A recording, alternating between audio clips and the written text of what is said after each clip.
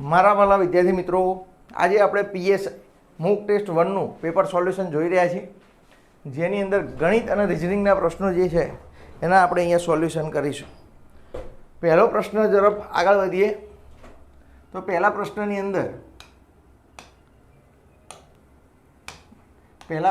અંદર પ્રશ્ન શું છે તો કે સંભાવનાનો પ્રશ્ન છે અને સંભાવના રિલેટેડ પ્રશ્ન પૂછાવાની પૂરેપૂરી સંભાવનાઓ હોય છે. એટલે કે સંભાવનાના પ્રશ્નને આપણે સોલ્વ કરીએ તો કે અહીંયા એવું કીધું છે કે 1 થી 20 સુધીની સંખ્યાઓને યાદચ્છિક રીતે એક સંખ્યા પસંદ કરતા તે 3 અથવા 4 વડે વિભાજ્ય હોય. અહીંયા શું છે? અથવા છે. 3 અને 4 નથી. હા મારા વાલા, 3 અને 4 વડે નથી. અહીંયા શું છે? 3 અથવા 4 વડે વિભાજ્ય હોય તેવી સંભાવના કેટલી?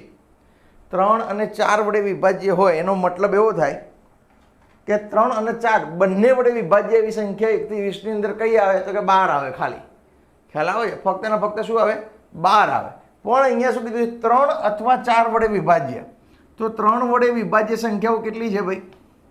3 વડે વિભાજ્ય સંખ્યાઓ 1 થી 20 સુધીમાં લખ્યું છે. શું લખ્યું છે? સુધીમાં. એટલે કે 1 પણ કાઉન્ટ કરવાનો, 20 પણ કાઉન્ટ કરવાનો. ખ્યાલ આવે છે? 1 પણ કાઉન્ટ કરવાનો અને 20 પણ.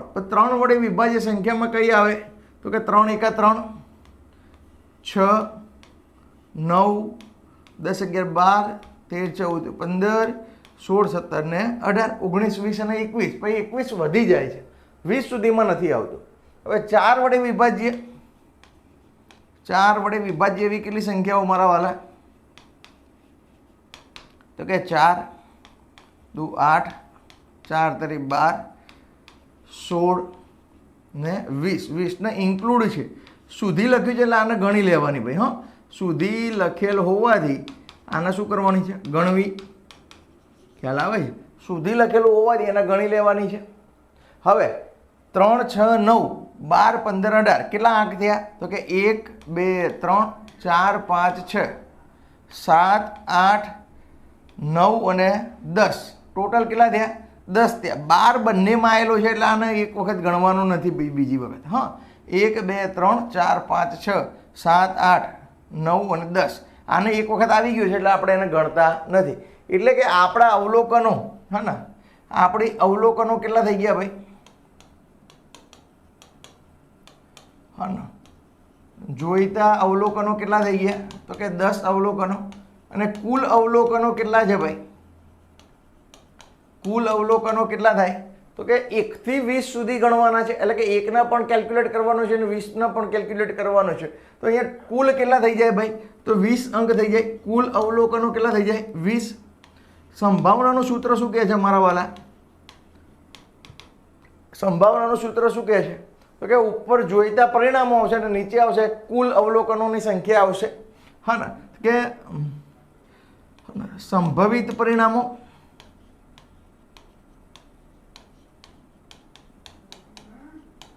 ડિવાઈડ બાય શું આવશે? સંભવિત પરિણામો ડિવાઈડ બાય કુલ પરિણામોની સંખ્યા.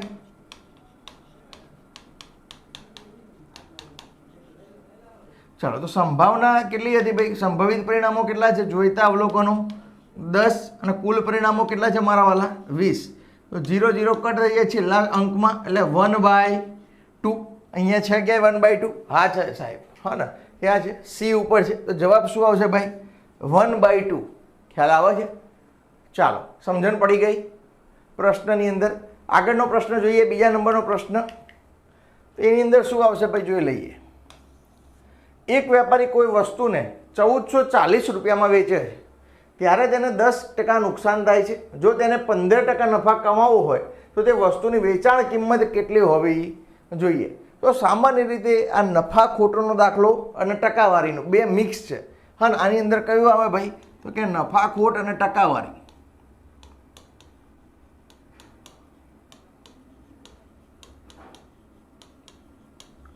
ખ્યાલ આવે છે? નફો ખોટ અને ટકાવારી. આની અંદર જોઈએ તો 3 વસ્તુ જોઈએ. તો કે આપણે એક તો શું કરીએ ભાઈ? મૂળ કિંમતે કોઈ વસ્તુને શું કરીએ? ખરીદીએ.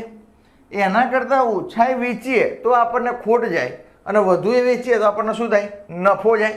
એટલે કે મૂળ કિંમતથી ઓછી કિંમતે વેચીએ તો આપણને શું થાય? ખોટ જાય. પણ મૂળ કિંમતથી વધુ કિંમતે વેચીએ, હા ને, તો આપણને શું થાય? નફો થાય, હા ને. વેચાણ કિંમત અહીંયા પણ હોઈ શકે, ઓછી પણ હોઈ શકે અને વધારે પણ હોઈ શકે. હવે શું કહીએ છીએ આપણે, હા ને, અહીંયા વધુ, હા ને, મૂળ કિંમત કરતાં વધુ વેચાણ કિંમત હોય તો આપણને શું થાય? નફો થાય. પણ અહીંયા વેચાણ કિંમત જો ઓછી હોય તો આપણને ખોટ થાય. અહીંયા સ્પષ્ટ કીધું છે પહેલામાં કે એક વેપારી કોઈ વસ્તુને કેટલામાં વેચે છે? 1440 રૂપિયામાં વેચે છે, ત્યારે તેને 10% નુકસાન થાય છે. એટલે કે એની મૂળ કિંમત કેટલી હોય? મૂળ કિંમત કાયમ 100% હોય. કેટલી હોય? મૂળ કિંમત કેટલી હોય મારા વાલા? 100% લેવાની છે અહીંયા. એમાં એને 10% નુકસાન જાય છે. એટલે 100% જે મૂળ કિંમત હોય એની અંદરથી 10% નુકસાન જાય છે. કેટલા ટકા? 10% નુકસાન જાય છે. તો એની કિંમત, વેચાણ કિંમત કેટલી હોય ભાઈ? 90% હોય. ખ્યાલ આવે છે? હવે એને શું કરવાનું છે? એને 15% નફો કમાવવો છે. કેટલા ટકા નફો કમાવવો છે? 15% નફો કમાવવો છે. અહીંયા એને નફો કમાવવો છે. કેટલો? તો કે 15% નફો કમાવવો છે. એટલે 101ની 100 રૂપિયાની વસ્તુ હોય એટલે કે એને 115% પ્રોફિટ લેવાનો થાય અને મૂળ કિંમતના 115% કિંમત થાય. હવે અહીંયા તમને રકમની અંદર શું આપ્યું છે એ સમજવાનું છે, પછી આવડી જશે. હા, અત્યારે આપણે એટલા સ્લોલી લઈએ છીએ, સમજણ તમને પડે એટલે પછી મગજમાં ક્વિક કેવી રીતે થાય એ પણ શીખવાડું. તો જુઓ, આ જે છે, હા ને, 1440 રૂપિયામાં વેચતા ત્યારે તેને કેટલા ટકા નુકસાન થાય છે? 10%. એટલે કે એવું થાય કે 90% કિંમત જે હતી, હા ને, આ 90% જે કિંમત છે 10% નુકસાન ભોગવ્યા પછી કેટલી વધે? 90%. તો કેટલી છે? 90% કિંમત એટલે કે 1440 રૂપિયા થાય.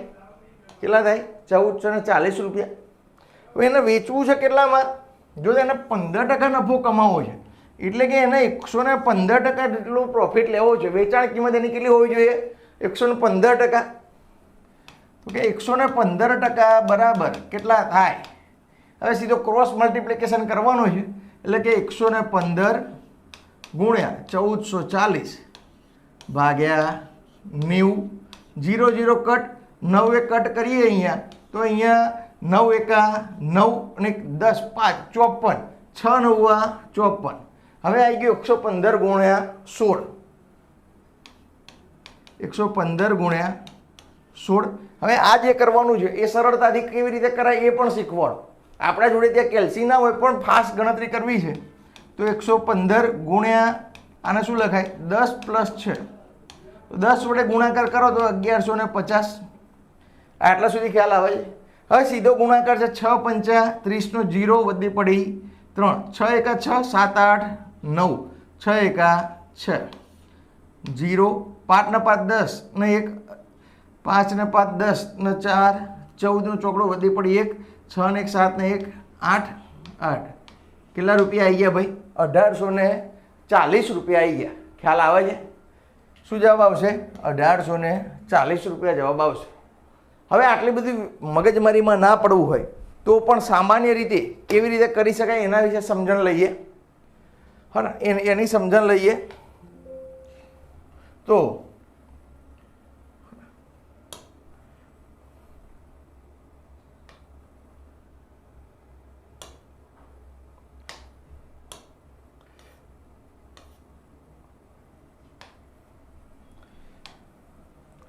ચાલો, તો અહીંયા અહીંયા સ્પષ્ટ એવું કીધું હતું. તો અહીંયા આપણે જોઈ રહ્યા છીએ કે એક વસ્તુ સામાન્ય છે ભાઈ કે મૂળ કિંમત હોય, હા, એના કરતાં તમે ઓછા દરે વેચો, હા, ઓછા દરે વેચો તો આપણને શું થાય? ખોટ થાય. શું થાય? ખોટ થાય. એટલે કે અને એનાથી વધુ દરે વેચો તો આપણને શું થાય? નફો થાય. આટલી સામાન્ય ખબર છે. હવે અહીંયા કેટલા ટકા કીધું છે? 10% ખોટ ખાવાનું કીધું છે. અહીંયા એને જોઈએ છે કેટલા? 15% જોઈએ છે. આપણે મૂળ કિંમત ઉપર પણ જઈએ. જેમને ગણિત જરાય પણ નથી આવડતું એમના માટે એકદમ સરળ રીતે પણ શીખવાડું. તો એમાં કીધું છે શું ભાઈ અહીંયા તમને કે 10% ખોટ ખાઈને, 10% ખોટ ખાઈને કેટલામાં વેચ્યું ભાઈ? 1440 રૂપિયા વેચાણ કિંમત બની. હા ને, આટલા સુધી ખ્યાલ આવ્યો? એટલે કે 10% ખોટ ખાય તો મૂળ કિંમતથી કેટલા રૂપિયા થઈ જાય ભાઈ? તો કે 90% કિંમત થઈ જાય. મૂળ કિંમતથી 90% કિંમત બરાબર કેટલા થઈ જાય? તો કે 1440 રૂપિયા થઈ જાય. કેટલા થઈ જાય? 1440 રૂપિયા. ખ્યાલ આવ્યો? 90% કિંમત એટલે કેટલા થઈ જાય? 1440. હવે તો આપણી મૂળ કિંમત તો કેટલી હતી? 100% હતી. તો 100% કિંમત બરાબર કેટલા રૂપિયા થાય ભાઈ? એ જોવાનું થાય. તો અહીંયા ક્રોસ મલ્ટિપ્લિકેશન થાય, આ બેનો ગુણાકાર અને આના ક્યાં મૂકી દેવાનું? છેદમાં. તો કે ભાઈ 100 ગુણ્યા 1440 ભાગ્યા કેટલા થઈ જાય? 90. 90 કટ અહીંયા 16. 16 ગુણ્યા 100 બરાબર 1600 રૂપિયા થઈ ગયા. ખ્યાલ આવ્યો? મૂળ કિંમત કેટલી થઈ ગઈ ભાઈ? મૂળ કિંમત 1600 રૂપિયા થઈ ગઈ. હવે તમારે નફો કેટલો લેવાનો છે મૂળ કિંમત ઉપર? એવું કીધું છે કે નફો મારે 15% લેવો છે. હા, નફો 15% લેવો છે. તો વેચાણ કિંમત કેટલી થાય? હવે 100 રૂપિયાની વસ્તુ હોય, કેટલા રૂપિયાની? રૂપિયા 100ની વસ્તુ હોય તો એને 15% નફો લઈએ આપણે તો કેટલામાં વેચીએ? તો કે 115 રૂપિયામાં વેચીએ. હવે આપણા જોડે મૂળ કિંમત કેટલી છે ભાઈ મારા વાલા? મૂળ કિંમત 1600 રૂપિયા હતી. તો 1600 રૂપિયાની વસ્તુને આપણે કેટલા રૂપિયામાં 115 થાય છે, તો 1600 રૂપિયાના કેટલા થાય? આમાં પણ ક્રોસ મલ્ટિપ્લિકેશન કરી દઈએ. તો કે 1600 ગુણ્યા 115 ભાગ્યા 100. 0 0 કટ 0 0 કટ 115 ગુણ્યા 16 એટલે કે 115 ગુણ્યા આના શું લખાય? તો કે 10 પ્લસ 6 એટલે કે 1150 પ્લસ 100 છંક 600 અને 15 છંક 90 એવું કરો તો પણ ચાલે મારા વાલા. શું કરો? 100 અહીંયા 100 ગણીએ તો 100 છંક 600 અને 15 છંક 90 એટલે કે અહીંયા 690 કેટલા? 15 છંક 90 690. સરવાળો કરી દઈએ તો 0 5 ને 5 10 11 12 13 14 ને 6 7 અને 8 1840 રૂપિયા થયા. કેટલા થયા? 1840. ખ્યાલ આવી ગયો ભાઈ? એટલે જે જવાબ હતો એ જ જવાબ આવી ગયો અહીંયા ફરી. સમજણ પડી ભાઈ? અને બંને રીતે તમને શીખવાડી દીધો છે. અહીંયા પણ આપણે પેટર્નથી લાવ્યા હતા 1840. આ જેને થોડું ઘણું ગણિત આવડે છે એના માટે, જેને કશું નથી આવડતું એના માટે પણ આપણે અહીંયા લાવી દીધો છે. ચાલો એના પછીના પ્રશ્ન, ત્રીજા નંબરનો પ્રશ્ન જોઈ લઈએ. એક ધંધામાં રમેશ 5000 રૂપિયાનું રોકાણ 12 મહિના માટે અને સુરેશ 6000 રૂપિયાનું 8 મહિના માટે રોકાણ કરે છે. જો વર્ષના અંતે કુલ 4500 રૂપિયા નફો થાય તો રમેશનો નફો કેટલો થાય? હવે કોઈ પણ ધંધો ચલાવતા હોય, શું કરીએ છીએ? કોઈ પણ ધંધો કરીએ, મુખ્ય મુદ્દામાં ધ્યાન શું રાખવાનું છે? તો ધંધામાં નફો તેમના રોકાણના પ્રમાણમાં વેચાય. રોકાણના પ્રમાણમાં વહેંચાય. હવે અહીંયા શું કીધું છે? એક ધંધામાં રમેશ 5000 રૂપિયા કેટલા મહિના માટે? 12 મહિના માટે. એટલે કે ટોટલ એને 12 મહિના માટે કેટલા રૂપિયાનું રોકાણ કર્યું છે?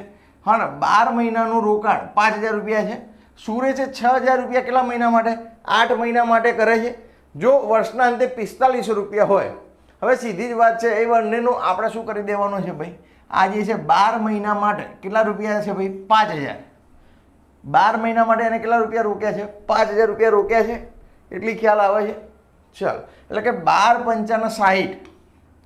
હા, ઓમ જોવા જઈએ તો 12 મહિના 5000 રૂપિયા રોક્યા તો 60000 રૂપિયા જેવું રોક્યું એવું ગણી શકીએ આપણે. અને સુરેશે 6 મહિના 6000 રૂપિયાનું 8 મહિના માટે એટલે કે 8 છંક 48000 રૂપિયા રોક્યા ભાઈ. અને આ રમેશ અને સુરેશ ખરેખર દર મહિને આટલા રોકતા હોય તો આટલો જ રેશિયો બને કે ના બને? 8 છંક 48000 રૂપિયા. હવે આ બંનેનો આપણે શું કરવાનો છે? નફો જે છે આ બંનેનો એક તો રેશિયો લાવવો પડશે. રેશિયો લાવીએ એટલે શું થઈ જાય? પાછળના 3 કટ કરી દેવાના. અહીંયા પણ પાછળના 3 કટ. 60/48ના રેશિયામાં વેચાશે ભાઈ. આ રમેશ અને આ સુરેશનો રેશિયો શું થઈ જવાનો છે ભાઈ? ખ્યાલ આવે છે? રમેશ વિરુદ્ધ સુરેશનો. તો આ થઈ જાય 15 ચોક 60 અને 12 ચોક 48. હા, શું થઈ જાય? 12 ચોક 48 એટલે 4 4 કટ. અહીંયા જે 3 3 કટ થાય તો 3 ગુણ્યા 5 અને 4 ગુણ્યા 5. 4 ગુણ્યા 3, 4 તરી 12 અને 5 તરી 15, 3 3 હજી કટ થયા. તો ભાઈ 5/4 રેશિયોમાં વેચાય છે. કેટલામાં વેચાય છે? 5/4 રેશિયોની અંદર વેચાય. નફો કેવી રીતે મળ્યો? તો નફો 5/4 રમેશ જેમ સુરેશને મળશે એવું લખી શકીએ આપણે. શું કહે છે? નફો 5/4 હા ને, નફો જે છે 5/4 તો 5 ભાગ કોનો? રમેશનો. 4 ભાગ કોનો? સુરેશનો. કુલ નફો કેટલો છે ભાઈ? કુલ નફો તો કે ભાઈ કુલ નફો જે છે એ 4500 રૂપિયા છે. કેટલો છે સાહેબ? 4500 રૂપિયા છે. હવે આ બંનેનો કુલ નફો કેટલો થયો છે? તો કે 5 + 4. કુલ નફો કેટલો થયો છે ભાઈ? તો કે 5 + 4 નો નફો થયો, એટલે કે કુલ 9 નો નફો થયો છે. રેશિયોની અંદર ગણીએ તો એટલે કે 9 બરાબર કેટલા રૂપિયા થઈ ગયા? 4500 થઈ ગયા. હા ને, તો 1 બરાબર કેટલા થઈ ગયા? 1 રેશિયો બરાબર હા ને, તો 9 દુ 9 થશે, 9 ચોક 36, 9 પંચા 45 એટલે કે 500 હા ને, 9 પંચા 45, 500 એક રેશિયો બરાબર કેટલા થઈ જાય? 500 થઈ જાય. ખ્યાલ આવે? 1 રેશિયો બરાબર કેટલા થઈ જાય? હવે રમેશના જોડે કેટલા રેશિયો છે? 5 છે. રમેશ જોડે કેટલા રેશિયો છે? 5 × 500 એટલે આવી ગયો જવાબ તમારો 2500. જુઓ તમને એવું પૂછ્યું સુરેશ જોડે કેટલા છે હા ને, તો સુરેશ જોડે પણ 4 છે હા ને, 4 રેશિયો છે ગુણ્યા 1 નો રેશિયો તો કેટલા હતા? 1 રેશિયો બરાબર 500 એટલે કે એને 2000 રૂપિયા મળે કે ના મળે? ટોટલ બંનેનો 4500 જવાબ આવવો જોઈએ કે ભાઈ 4500 રૂપિયા વેચવાના હતા, એ બરોબર રેશિયોની અંદર વેચાઈ ગયા. આવું ના કરવું હોય તો બીજી રીત પણ છે મારા વાલા. જેને આવું ખ્યાલ ના હોય કે એકનો, તો બીજી રીત શું કરવાની છે? શોર્ટ એન્ડ સ્વીટ હા ને, કે જેની અંદર મગજ વાપરાવી નથી. તો કુલ 5 + 4 કેટલું થાય? 9 હા ને, કુલ કેટલો થાય છે? 9 થાય છે. હવે સુરેશની વાત હોય, રમેશની વાત હોય પહેલાં, તો રમેશનો ભાગ કેટલો છે? 5, એના અપોન કેટલા કરી દેવાના? 9 ગુણ્યા 4500. અને એ જ રીતે સુરેશની વાત કરીએ તો સુરેશમાં પણ એવું કે 4/9 બંનેનો સરવાળો ગુણ્યા 4500 એટલે અહીંયા સીધું જ થઈ જાય. અહીંયા 500 જ જવાબ આવવાનો છે બંનેમાં, એટલે 2500 રૂપિયા અને અહીંયા આવશે 2000 રૂપિયા. ચલો ખ્યાલ આવી ગયો ભાઈ મારા વાલા. અને એકદમ ઇઝી છે, તમને સરળતાથી આવડી જાય એવી બે રીતે આપણે સોલ્યુશન કરીએ છીએ. ચલો ચોથા નંબરનો દાખલો. એક વેપારી પોતાની વસ્તુની છાપેલી કિંમત મૂળ કિંમત કરતાં 25% વધુ રાખે છે. વેચાણ કરતી વખતે જો 10% વળતર આપે તો ચોખ્ખો નફો કેટલો થાય? આવા દાખલા 100% પૂછાય અને મગજમાં પણ થઈ શકે. જો હું સીધું તમને કહું કેવી રીતે થાય હા, શોર્ટ ટ્રીક પહેલાં શીખવાડું, પણ જેમને નથી આવડતું એનો શોર્ટ ટ્રીક ડાયરેક્ટ નહીં આવડે. અહીંયા શું કહે છે કે એક વેપારી પોતાની વસ્તુની છાપેલી કિંમત ઉપર મૂળ કિંમત કરતાં 25% વધુ રાખે છે. જો મૂળ કિંમત એની કેટલી હોય? 100 રૂપિયા હોય. કેટલી હોય? 100 રૂપિયા હોય. તો એવું રહે છે એક વેપારી પોતાની વસ્તુની છાપેલી કિંમત મૂળ કિંમત કરતાં કેટલા ટકા વધુ છે? તો છાપેલી કિંમત 25% વધુ હોય તો 100 રૂપિયાથી 25% વધુ એટલે 25 રૂપિયા વધુ તો કેટલા રૂપિયા થઈ જાય? 125 થઈ જાય. હવે વેચાણ કરતી વખતે કેટલા વળતર આપે છે? 10% વળતર આપે છે. અને વેચાણ કિંમત હા ને 10% લેસ ઓન શેના ઉપર હોય? MRP ઉપર હોય. શેના ઉપર હોય? MRP ઉપર 10% ઘટાડવા પડે. એટલે કે 125ના 10% કરીએ, 125ના 10% એટલે શું થઈ જાય? તો કે 125 ગુણ્યા 10/100. 0 0 કટ, અહીંયા એક 0 કટ કરી દઈએ તો 12.5 રૂપિયા. હવે આ જે છે લેસ કરવાના છે. શું કરવાના છે? લેસ કરવાના છે, વળતર આપવાના છે. એટલે કે આપણી કિંમત કેટલી હતી? 125 રૂપિયા હતી. એમાંથી કેટલા ડિસ્કાઉન્ટ આપ્યું? 12.5 રૂપિયા ડિસ્કાઉન્ટ આપ્યું તો 112.5 રૂપિયા શું થઈ જાય? આ વેચાણ કિંમત થઈ જાય. શું થઈ જાય? વેચાણ કિંમત થઈ જાય મારા વાલા. તો નફો કેટલો થઈ જાય ભાઈ? ટકાવારીમાં જોઈએ તો મૂળ કિંમત 100% હતી, આ 112 રૂપિયા એટલે કે 12.5% જેટલો નફો થાય ભાઈ. કેટલો ચોખ્ખો નફો થાય? 12.5% જેટલો નફો ચોખ્ખો થાય. ખ્યાલ આવ્યો? ના ખ્યાલ આવ્યો તો એના માટે ફરી એક વખત વસ્તુ શીખવાડી દઉં છું સરળતાથી, કે હવે આમાં સામાન્ય રીતે જે છે કે ડિસ્કાઉન્ટ, શું કહીએ છીએ? ડિસ્કાઉન્ટ શેના ઉપર આપવામાં આવે? તો કે છાપેલી કિંમત ઉપર આપવામાં આવે. આવી ખબર હોવી જોઈએ. તમે સેલ પર જાઓ કોઈ પણ કપડાં લેવા, તો તમને શેનામાં ડિસ્કાઉન્ટ મળે? તો કે છાપેલી કિંમત ઉપર તમને ડિસ્કાઉન્ટ મળે. છાપેલી કિંમત શું છે એની ઉપર વાત કરીએ તો એક તો પહેલાં વસ્તુ છે કે મૂળ કિંમત હોય. મૂળ કિંમત પર શું લાગે? નફો જે મળે એ તમારી શું થઈ જાય? વેચાણ કિંમત થઈ જાય. વેચાણ કિંમતની આગળ શું હોય? છાપેલી કિંમત હોય. છાપેલી કિંમત ઉપર શું આપવામાં આવે? પર્સન્ટેજ ડિસ્કાઉન્ટ આપવામાં આવે. શું આપવામાં આવે? પર્સન્ટેજની અંદર ડિસ્કાઉન્ટ આપવામાં આવે. તો એ તમારી શું બને ભાઈ? પછી વેચાણ કિંમત બને. અહીંયા આ બાજુનો ફ્લો હોય, અહીંયા જે મૂળ કિંમતથી નફો લેવાનો ફ્લો આ રીતે છે. ખ્યાલ આવે છે? હવે તમને શું કહે છે કે મૂળ કિંમત જો 100 રૂપિયા હોય તો નફો એમને કેટલો લેવાનો છે ખબર નથી, પણ એમને સીધી ખબર છે કે મૂળ કિંમત કરતાં છાપેલી કિંમત કેટલી છે ભાઈ? છાપેલી કિંમત સીધી કેટલી છે? તો કે 125 રૂપિયા. કેટલી છે? 125 રૂપિયા. કેમ કે ડાયરેક્ટ કેટલો પ્રોફિટ લેવાનો છે? 25%. હા ને, અહીંયા લખ્યું છે 25% વધુ રાખે છે. કેટલી રાખે છે? 25%. એટલે કે 125થી એના ઉપર તમને શું કરવાનું છે? 10% ડિસ્કાઉન્ટ. તો ડિસ્કાઉન્ટ શેના ઉપર આવશે? 100 રૂપિયા ઉપર 10 રૂપિયા નહીં, આના ઉપર 10%. એટલે સીધા 12.5% કેટલા કરવા પડે? ઘટાડવા પડે. એટલે 125માંથી 12.5 જાય તો અહીંયા વેચાણ કિંમત કેટલી થઈ જાય? 112.5. અહીંયા શું થઈ જાય? વેચાણ કિંમત થઈ જાય. અને વેચાણ કિંમત 112 છે, મૂળ કિંમત 100 હોય તો કેટલા વધારો થયો છે? તો કે 12.5%નો વધારો થાય છે એવું કહેવાય. શું કહેવાય? 12.5%નો વધારો થાય છે. ચલો એના પછીનો પ્રશ્ન જોઈ લઈએ. આ બધી મનમાં થઈ જાય, ફટાફટ ગણતરી કરવાની છે. હા, કયા નંબરનો પ્રશ્ન આવે ભાઈ? 5મા નંબરનો પ્રશ્ન આવી ગયા છે. જો 15 વસ્તુની ખરીદ કિંમત બરાબર 12 વસ્તુની વેચાણ કિંમત હોય, એટલે કે અહીંયા 12 વસ્તુ વેચીએ, 12 વસ્તુ વેચી દઈએ બરાબર આપણને શું મળી જાય? મૂળ કિંમત મળી જાય. મળી જાય કે ના મળી જાય? અહીંયા એવું કહે છે 15 વસ્તુની ખરીદ કિંમત બરાબર 12 વસ્તુની વેચાણ કિંમત. 12 વસ્તુ વેચીને આપણને મૂળ કિંમત જેટલો નફો મળી જાય એવું કહેવાય 15 વસ્તુની ખરીદ કિંમત જેટલો. તો વધારાની કેટલી વસ્તુ છે? વધારાની વસ્તુ કેટલી આવી? 3 આવી. કેટલી આવી? 3 આવી. હવે એને વેચવાની છે કઈ કિંમતે? તો કે વેચાણ કિંમત ઉપર જ વેચવાની છે. વેચાણ કિંમત પર જ વહેંચવાની છે. વેચાણ કિંમત આપણને ખબર નથી, પણ કેટલા ઉપર નફો છે? 12 ઉપર. તો કે નફો કેટલો છે? તો કે 3 પેનનો. બાકી કુલ કિંમત કેટલી છે ભાઈ? તો કે વેચાણ કિંમત કેટલી હતી? 12 પેનો જે હતી એ, અને ઉપર વધારાની કેટલી મળી આપણને? 3 મળી, ગુણ્યા 100. તો 3 એક કાટ કરી દઈએ. અહીંયા શું આવી જશે?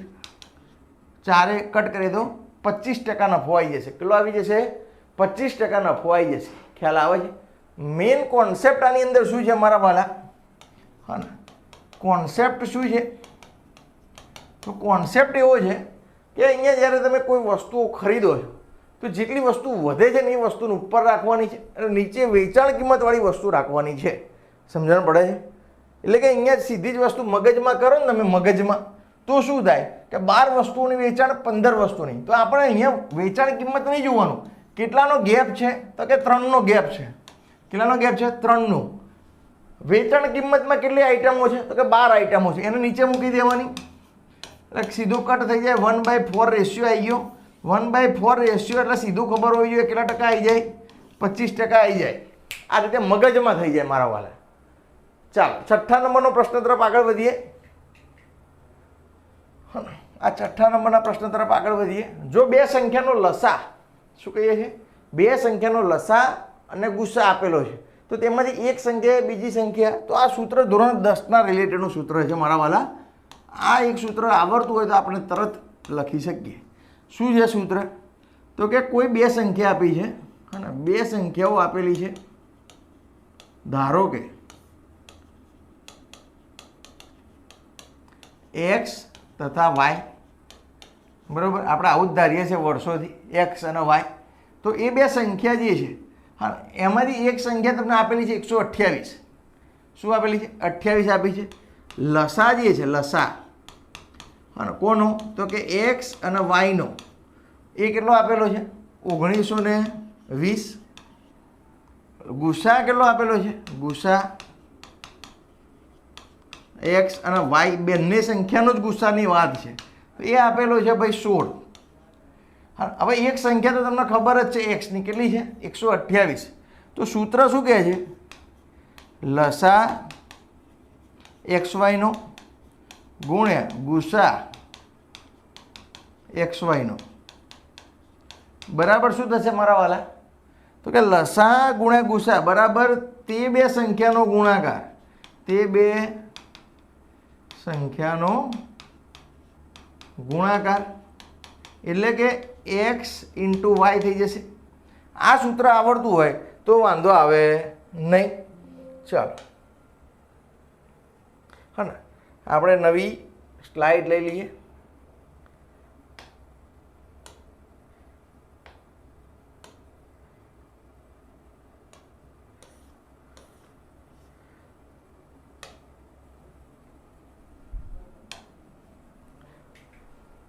ચાલો,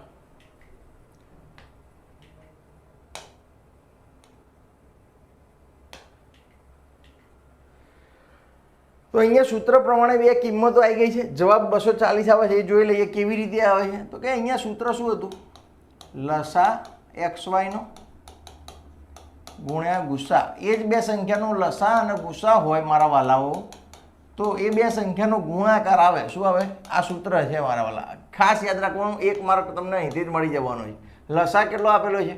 1920 રૂપિયા આપેલો, 1920 આપેલો છે. ગુસા કેટલો આપેલો છે? 16 આપેલો છે. એક્સ ઇન્ટુ વાય જોવા જઈએ તો કે એક સંખ્યા તમને આપેલી છે 128, બીજી સંખ્યા આપણે શોધવાની છે. જોઈ લેજો હા, અહીંયા બધું બરોબર છે. 1920 લસા ગુસા 16 અને બીજી સંખ્યા કેટલી છે? 128. ચાલો, હવે આપણે વાય શોધવું છે બીજી સંખ્યા. તો એક નિયમ છે કે જેની સાથે ગુણાકારમાં હોય સામેની બાજુ જાય તો શેમાં જતું રહે? ભાગાકારમાં જતું રહે. એટલે કે 1920 ગુણ્યા 16 ભાગ્યા શું થઈ જાય? 128. ચાલો, જેનો 16નો ઘડિયો આવડે છે તો ડાયરેક્ટ લખી શકે છે. હા ને, 16 અઠ્ઠા 128, હા ને, 8 છંગ 48 એવી રીતે થાય. પણ નથી આવડતો તો એનું શું કરવાનું? અહીંયા તો કે 8 ગુણ્યા 2 કરવાનું. 2 કટ કરીએ અહીંયા તો 2 છંગ 12 અને અહીંયા 64 થઈ જાય. હવે તો આવડે જ. 88 64. હવે અહીંયા કટ કરવાનું થાય. હા ને, વાય તો અમે રહેવાનો જ છે સામે. હવે 1920 ડિવાઈડ બાય 8 બરાબર વાય. તો અહીંયા કટ કરીએ તો 8 દુ 16, 17 18 19, 3 વધ્યા 32. તો 8 ચોક 32, ભાગ ના ચાલે તો 0. એટલે વાય બરાબર કેટલા થઈ જાય? 240. તો બીજી સંખ્યા કઈ થઈ જાય ભાઈ? બીજી સંખ્યા કઈ થઈ ગઈ? કે 240 થાય. કેટલી થાય? 240 થાય. સમજણ પડે છે?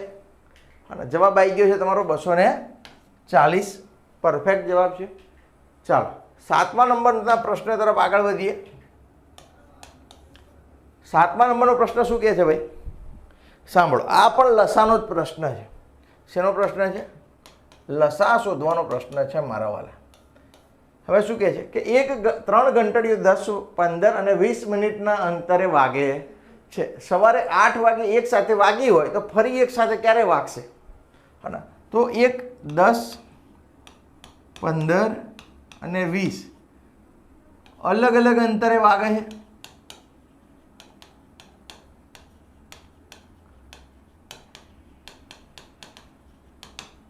એટલે કે સવારે 8 વાગે એક સાથે વાગે છે.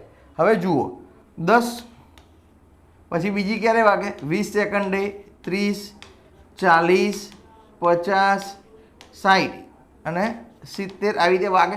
15 વાળી હોય તો પહેલાં 15 સેકન્ડે વાગે, પછી કેટલા વાગે? હવે ભાઈ 15 મિનિટે, પછી 30, પછી 45, પછી 60, પછી 75 અને 90 મિનિટે વાગે. આમાં ક્યારે વાગે તો કે 20, 40, 60, 80 અને 100, બરાબર? આવી રીતે વાગે. હવે આ ત્રણની અંદર તમે સામાન્ય જુઓ તો કોમન કયો છે? સામાન્ય બુદ્ધિથી જ વાપરીએ છીએ આપણે. કઈ? એકદમ સામાન્ય બુદ્ધિથી. તો અહીંયા કોમન ત્રણેયમાં આવતો એવો કયો છે તો કે આ 60 જે છે ને, આ 60 જે છે ને ત્રણેયમાં કોમન આવે છે. શું આવે છે? ત્રણેયમાં કોમન આવે છે. અને એ જે છે કે સમય પછી સમય ક્યારે વાગે છે એક સાથે તો 60 મિનિટ પછી. કેટલી મિનિટ પછી? 60 મિનિટ પછી મારા વાલા. 60 મિનિટ બરાબર 1 કલાક થાય. તો 8 વાગે વાગ્યો હોય તો એના પછી ક્યારે વાગે તો કે 9 વાગે વાગે. ક્યારે વાગે ભાઈ? 9 વાગે વાગે 60 મિનિટ પછી. એટલે જવાબ તમારો શું આવી જાય? સી જવાબ આવી જાય મારા વાલા. શું આવી જાય? સી જવાબ આવી જાય. ચાલો 8મા નંબરનો પ્રશ્ન જોઈ લઈએ.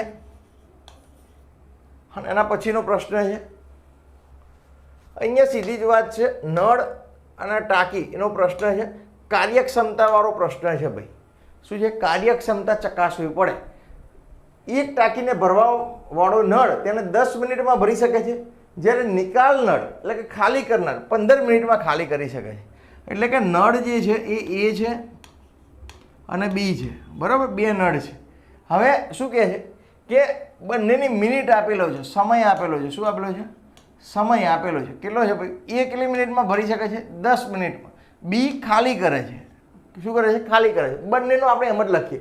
તો અહીંયા બંનેનો લસાવાળી સંખ્યા લઈને કેટલી લખી શકાય? 30 લખી શકાય. કેટલી લખી શકાય? 30 લખી શકાય. બંનેનો લસા 10 તરી 30.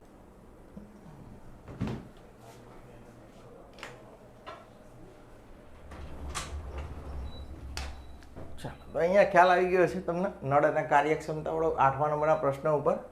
એના પછી જતા રહીએ છીએ 9મા નંબરના પ્રશ્નમાં.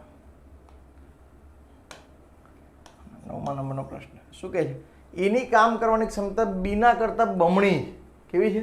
બમણી છે.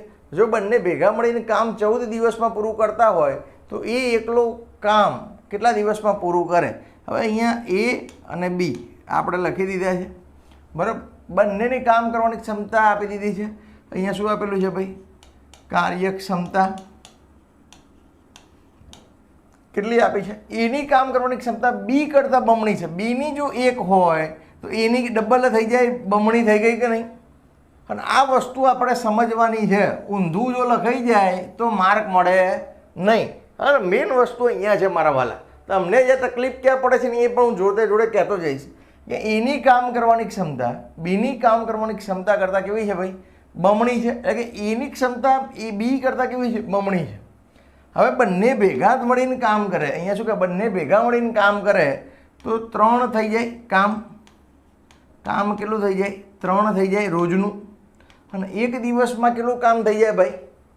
અને એક દિવસની અંદર કેટલા કામ થાય છે ભાઈ? અને 3 કામ થાય છે એવું કહેવાય. અને એક દિવસની અંદર કાર્યક્ષમતા એટલે એક દિવસની આવે તો કે 2 કામ કરે, 1 કામ કરે, 3 કામ કરે. મળીને કામ કેટલા દિવસમાં પૂરું કરે છે? 14 દિવસમાં કામ પૂરું કરે છે.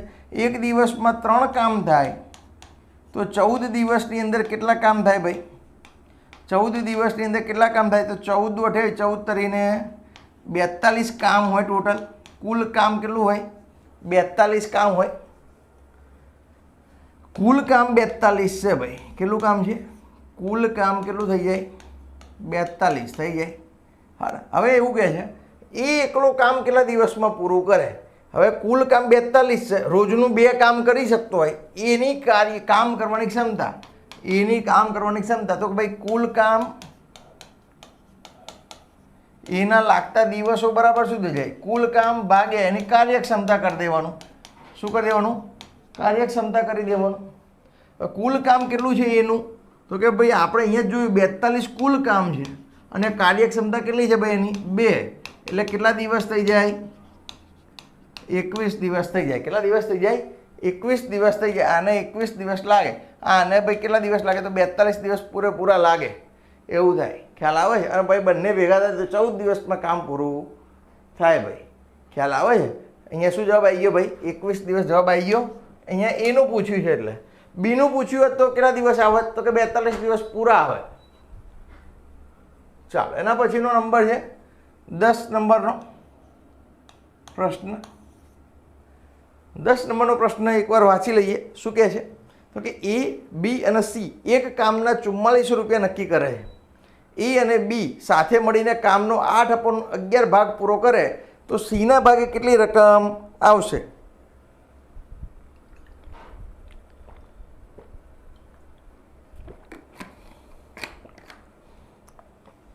હમણાં આપણે આગળ દાખલો કર્યો ને એવી રીતે જ છે.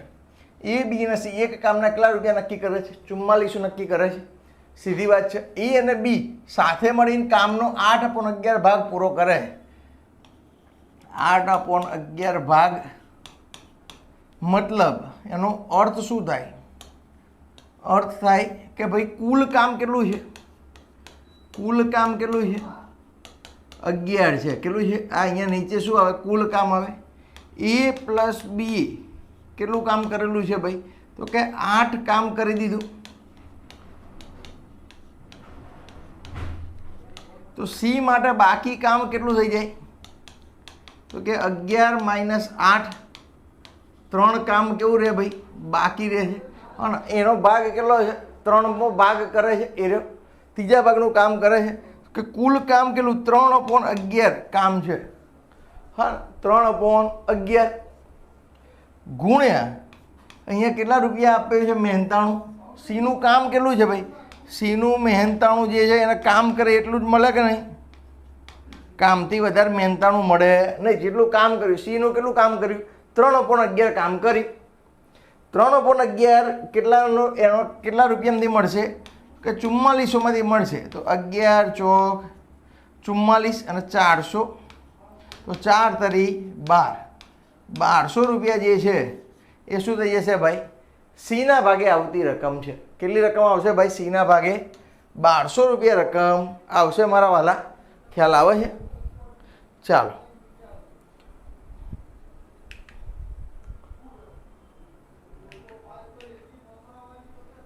અગિયારમા નંબરનો પ્રશ્ન ખરેખર વિચારવા જેવો પ્રશ્ન, સમજવા જેવો પ્રશ્ન, સારો એવો પ્રશ્ન. આની અંદર પરીક્ષાની અંદર ભૂલ પડવાના ચાન્સ પૂરેપૂરા રહેલા હોય છે મારા વાલા. એટલે અહીંયા તમારા થોડુંક ચોકસાઈપૂર્વક સમજણ સાથેનો દાખલો છે. એક ચૂંટણીમાં 10% મતદારોએ મત આપ્યો નથી. 10%એ તો શું કર્યું છે? મત આપ્યો જ નથી. અને પડેલા મતોના 10% અમાન્ય થયા. પડેલા મતોના 10% કેવા થયા? અમાન્ય થયા. વિજેતા માન્ય મતોનો 54% મળ્યા. વિજેતાને કેટલા મળ્યા ભાઈ? વિજેતાને 54% મળ્યા. 54% મળ્યા. તો હારેલ ઉમેદવાર હોય, હારેલાને કેટલા ટકા ઉમેદવાર મળ્યા ભાઈ? તો કે 46% મત મળ્યા હોય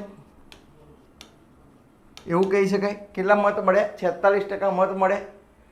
હવે જીત્યા કેટલા મતથી મારા વાલા? હા ને, 1620 મતોથી જીત્યા. 1620 મતોથી જીત્યા. એનો મતલબ એવો થાય કે આ બંને ગણતરીની અંદર જ્યારે વાત થાય છે, મત ગણતરીની અંદર, તો શું હોય કે કેટલો તફાવત છે? શું છે? કેટલો તફાવત છે? તો કે અહીંયા તફાવત કેટલો છે? 8%નો તફાવત છે. કેટલા ટકાનો તફાવત છે? તફાવત કેટલો છે ભાઈ? તો કે 8%નો તફાવત છે. કેટલો તફાવત છે? 8%નો. એટલે કે 8% મતો બરાબર કેટલા મતો વધારે મળ્યા છે? આના કરતાં 8% મતો વધારે મળ્યા. એટલે કે 8% મતો એટલે 1620 મતો વધુ મળ્યા છે. કેટલા મળ્યા છે? 1620 મતો વધુ મળ્યા છે. 8% મત એટલે. તો એના ખરેખર આપણે એવું જોવા જઈએ તો એને કેટલા ટકા મત મળ્યા હોય તો એને તો 100% મત મળ્યા હોય એવું કહી શકાય. અને કુલ મતો કેટલા પડ્યા? તો કે 100% મત પડ્યા. આ બંનેનો સરવાળો કરવાથી તો અહીંયા કેટલા થાય? તો ચાલો એના પછી લખી દઈએ અહીંયા. તો કે ભાઈ 1620 ગુણ્યા 100/8. અહીંયા ગણતરી કરીએ તો કે અહીંયા લખાય 4 × 2. તો 4 કટ કરો તો અહીંયા 25 જવાબ આવે.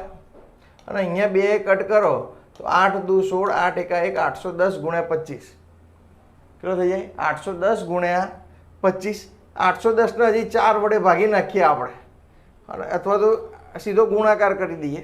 પણ આ રીતે થોડોક ટફ પડે, તમને કદાચ ના ખ્યાલ આવે તો શું કરવાનું? ઉભા રહો, ઇઝી રીત શીખવાડું થોડીક આના અંદર. છેદ ઉડાડવામાં તમને જેમ જલ્દી ફાવે એમ કરવાનું મારા વાલા.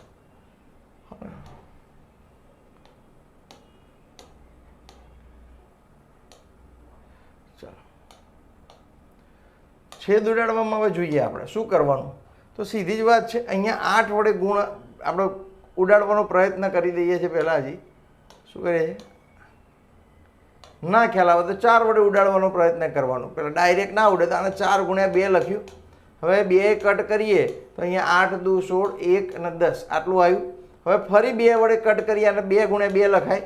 તો 2 કટ કરીએ તો 2 ચોક 8, ભાગ ના ચાલે તો 0, 405.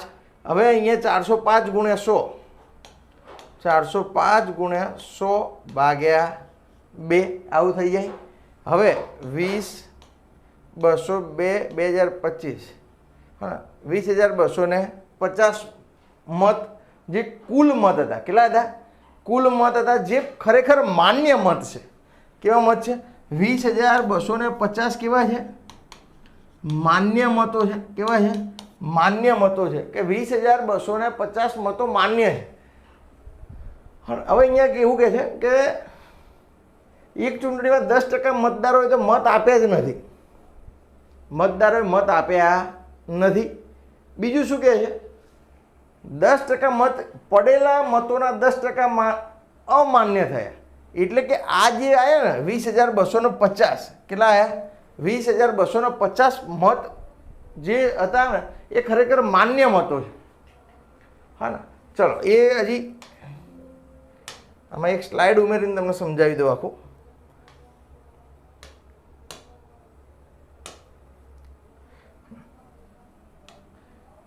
ચાલો, હવે અહીંયા તમને માન્ય મતો કેટલા છે? 20,250.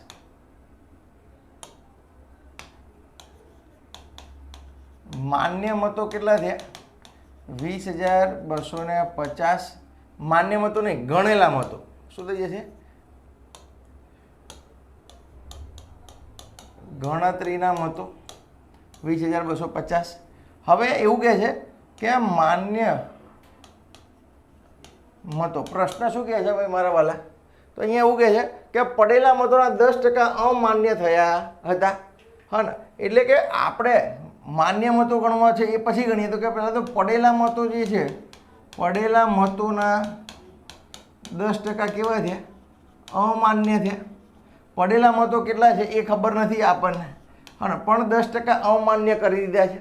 શું કરી દીધા છે? અમાન્ય કરી દીધા છે 10% મતોના મારા વાલા. અને બીજા 10% મતોએ મતદાર આપ્યો જ નથી. ખ્યાલ આવે છે? મતદારની અંદર આપણને આપેલો નથી. તો હવે આપણે એવું જોઈએ કે ટોટલ મતો કેટલા થઈ જાય? 100% મત હોય કુલ, એની અંદરથી 10% લોકોએ તો મત આપ્યો જ નહીં. એટલે 90% લોકોએ શું કર્યું છે? મત આપ્યા છે. શું કરે છે? મત આપ્યા છે. કેટલા ટકા લોકોએ? 90% લોકોએ જ મત આપ્યા છે. હવે અહીંયા શું કહે છે? પડેલા મતોના 10% અમાન્ય થયા. એટલે કે 90% મત આપ્યા, 90%ના 10% મત કેવા થયા? કેન્સલ થયા. કેવા થયા? કેન્સલ થયા. એટલે 90ના 10% કરીએ તો 9 આવે. 9 આવે. કેટલા આવે? 9 આવે. એ માઇનસ કરીએ તો 81% મત ખરેખર કેવા છે ભાઈ? હા ને, 81% મત પડ્યા કુલ. હા ને, 81% મત મળ્યા. ખ્યાલ આવે છે? કેટલા ટકા મત મળ્યા? 81% કુલ મત મળ્યા અહીંયા. એટલે કે અહીંયા ઓમ જોવા જઈએ તો 81% મત બરાબર કેટલા થઈ જાય? 20,250. હા ને, 81% બરાબર 20,250. તો 100% બરાબર કેટલા થઈ જાય ભાઈ? તો 20,250 ગુણ્યા 100 ભાગ્યા 81 કરીએ. હા ને, તો અહીંયા 9 ગુણ્યા 9 કરીએ તો 9 કટ કરીએ તો 9 દુ 18, 2 વધ્યા 22, 9 દુ 18, 4 વધ્યા 45, 9 પંચા 2250 અને હજી 9 કટ કરીએ તો 9 દુ 18 19 20 21 22 4 45 2500 ગુણ્યા 100 એટલે કેટલા થઈ જાય ભાઈ મારા વાલા? 25000. આવી ગયો જવાબ?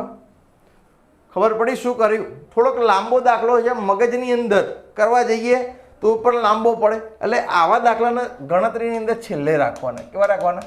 છેલ્લે રાખવાના, જેમાં તમને થોડું ઘણું ટફ લાગે, એની અંદર કોન્સેપ્ચ્યુઅલ સારો એવો કોન્સેપ્ટ પૂછ્યો હોય તો એવા જે દાખલાઓ તમે એઝ અ પીએસઆઈ બનવા જઈ રહ્યા છો તો તમને પૂછાવાના જ છે. પણ જેમાં સમય માગી લે, થોડુંક વિચારસરણી માગી લે, એવા દાખલાને તમારે એવું રાખવાનું, પ્રેક્ટિસ કરેલા હોય તો તરત આવડી જાય. કદાચ પહેલી વખત ઘણા સમય પછી ફરી જોઈ રહ્યા હોય તો રિવાઇઝ ના કરી હોય તો આ જલ્દી આવડે નહીં. તો એમના માટે ખાસ ફરી એકવાર કહી દઉં કે કરીશું આ પ્રોસેસની અંદર આપણે.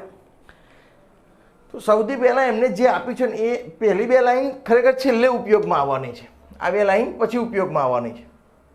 હવે શરૂઆતથી અંદર સમજીએ એકદમ સરળતાથી. તો કે વિજેતાને 54% મત મળે તો હારેલાને કેટલા મળે? 46% મત મળે. બંને વચ્ચેનો ગેપ કેટલો થાય? તો કે 8% જેટલો ગેપ થાય. એને કીધું કે કેટલા મતોથી જીત્યો, એટલે કે 8% મતોથી જીત્યો કે નહીં વધારાના, એટલે કે 8% મતો એટલે કેટલા થઈ જાય? 1620 રૂપિયા થઈ જાય. કેટલા? 1620 મત થઈ જાય. 1620 મત એટલે કેટલા ટકા મત થયા? 8% મત એટલે 1620. તો 100% જો ખરેખર મત હોય તો કેટલા થાય? તો એ આપણે ગણ્યું તો 20250 મત આવે. પણ આપણને ખબર છે કે આપણને ખબર નથી કેટલા પડ્યા હતા, પણ ઓફિશિયલની અંદર જો 100% મત પડ્યા હોય તો એનાથી 10% તો કેવા છે? આપ્યા જ નથી. એટલે કેટલા ટકા ખરેખર રહ્યા? 90% મતદારો રહ્યા. 90% મતદારોમાંથી 10% પાછા કેવા થયા? પડેલા મતો. 10% આપ્યા નતા એટલે 90% જે આપ્યા હતા મત એની અંદર પણ 10% પાછા કેવા ગયા?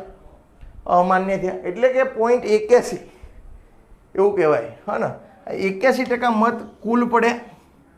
એ કેટલા થઈ ગયા? તો કે 20250 માન્ય મતો જે હતા એ 81% હતા. એટલે કે કેટલા થઈ જાય? કુલ 100% મત હોય બધા જ, અમાન્ય ગણો માન્ય ગણો બધા મત થઈને 100% થતા હતા. તો 81% બરાબર 20250. તો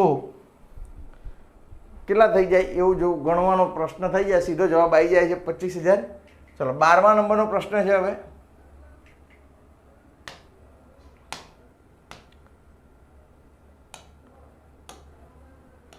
ચાલો 12મા નંબરનો પ્રશ્ન છે.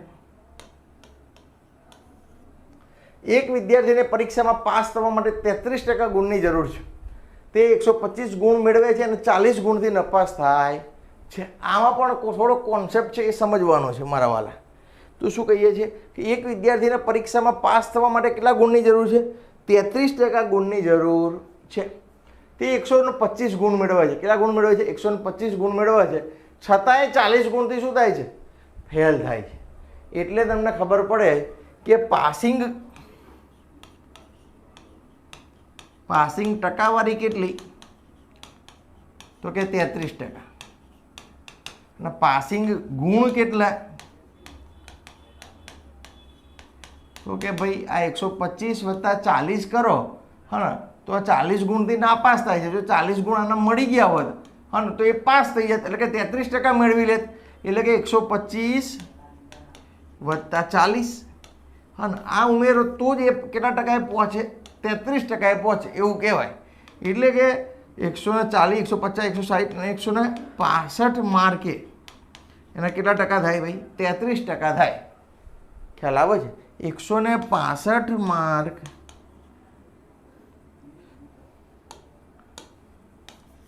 અહીંયા આપણે એવું લખીએ કે 33% માર્ક, 33% માર્ક્સ બરાબર કેટલા ગુણ છે? 165 ગુણ અથવા તો 165 માર્ક થાય તો 100% માર્ક હોય ને? કેટલા હોય અહીંયા? કુલ ગુણ કેટલા ટકા હોય? 100% ગુણ હોય તો કેટલા ગુણ થાય એવો પ્રશ્ન થાય. ચાલો એને સરળતાથી સમજીએ આપણે. તો ક્રોસ મલ્ટિપ્લિકેશન 165 ગુણ્યા 100 ડિવાઈડ બાય કેટલા કરવાના થાય? 33 થાય. હા, 33 પંચા 165 થાય. 5 તારી 15 અને 3 તારી 15 એટલે 5 ગુણ્યા 100 કેટલો જવાબ આવે ભાઈ? 500 જવાબ આવે. કેટલો આવે? 500 જવાબ આવે. ખ્યાલ આવે છે મારા વાલા? સમજણ પડી?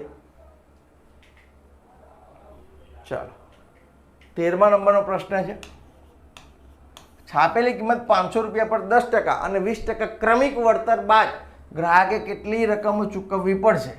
સીધી વાત છે, 500 રૂપિયાની વસ્તુ છે અને 500 રૂપિયા પર 10% ડિસ્કાઉન્ટ આપું હું, બરાબર, એટલે સીધા 50 રૂપિયા ઘટે. કેટલા રૂપિયા ઘટે? 50 રૂપિયા ઘટે. એટલે કેટલા રૂપિયાની વસ્તુ થઈ જાય? 500 માઇનસ 50 બરાબર 450 રૂપિયાની વસ્તુ થઈ જાય. કેટલી થઈ જાય? 450. જ્યારે આવી રીતે હોય તો આને 50 ગુણ્યા 10 ભાગ્યા 100 કરો તો 10 પંચા 50. સીધી જ વાત છે, એ 50 રૂપિયા ઘટે ડિસ્કાઉન્ટના, 450 રૂપિયા થાય. હવે ફરી શું કહે છે? 450 રૂપિયા ઉપર કેટલા ટકાનું વળતર છે ભાઈ? હા ને, તો કે 20% વળતર મળે છે. એટલે કે 100 કેટલા રૂપિયા મળે ભાઈ? તો કે 20 રૂપિયા મળે. તો 450 એ હવે એને કેટલું વળતર મળે? હા ને, તો 100 ચોક 100 એ 20 રૂપિયા, તો 480 રૂપિયા 90 રૂપિયા વળતર ફરી મળે.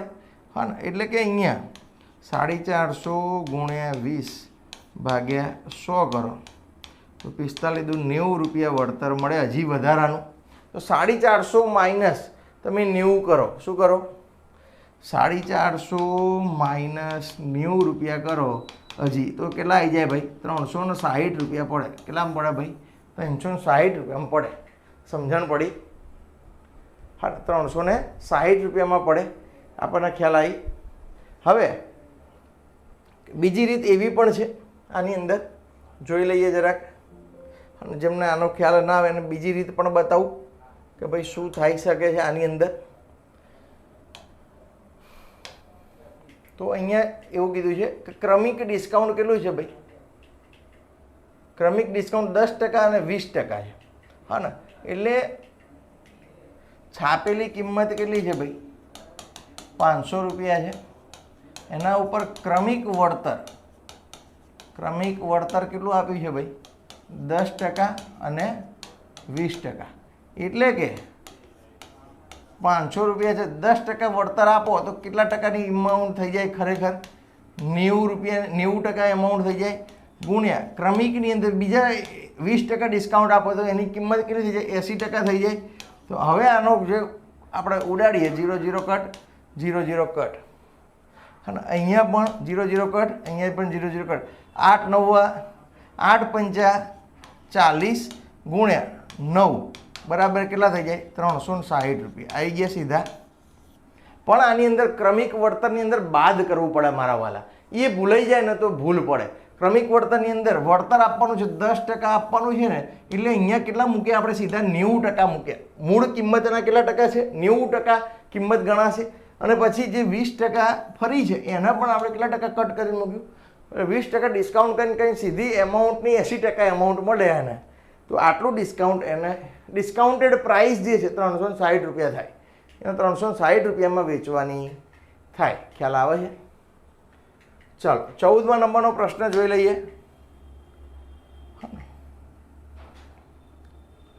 કયા નંબરનો પ્રશ્ન આવ્યો? 14મા નંબરનો. 5 વર્ષ પહેલાં પિતા અને પુત્રની ઉંમરનો સરવાળો, પિતા અને પુત્રની ઉંમરનો સરવાળો કેટલો હતો? 60 વર્ષ હતો. હાલમાં તેમની ઉંમરનો ગુણોત્તર 4:1 છે. તો હાલની ઉંમર શું હશે? સીધી વાત છે, જ્યારે પણ ઉંમરના દાખલા આવે મારા વાલા ત્યારે શું કરવાનું છે એ સરળતાથી શીખવાડું છું. અને આવું તમને ક્યાંય નહીં જોવા મળે સરળતાથી. અહીંયા શું લખ્યું છે? 5 વર્ષ પહેલાં. પછી શું આપ્યું છે? હાલમાં. અને એના પછી કોઈ આપ્યું છે 3 વર્ષ પછી? અહીંયા પહેલાં આપ્યું છે. એવું પછી પણ આપ્યું હોય તો પણ ચાલે. કોન્સેપ્ટ ક્લિયર રાખવાનો, કરવાનું શું નક્કી રાખવાનું. ચાલો, તો અહીંયા 5 વર્ષ પહેલાં પિતા અને પુત્રની ઉંમરનો સરવાળો 60 વર્ષ હતો.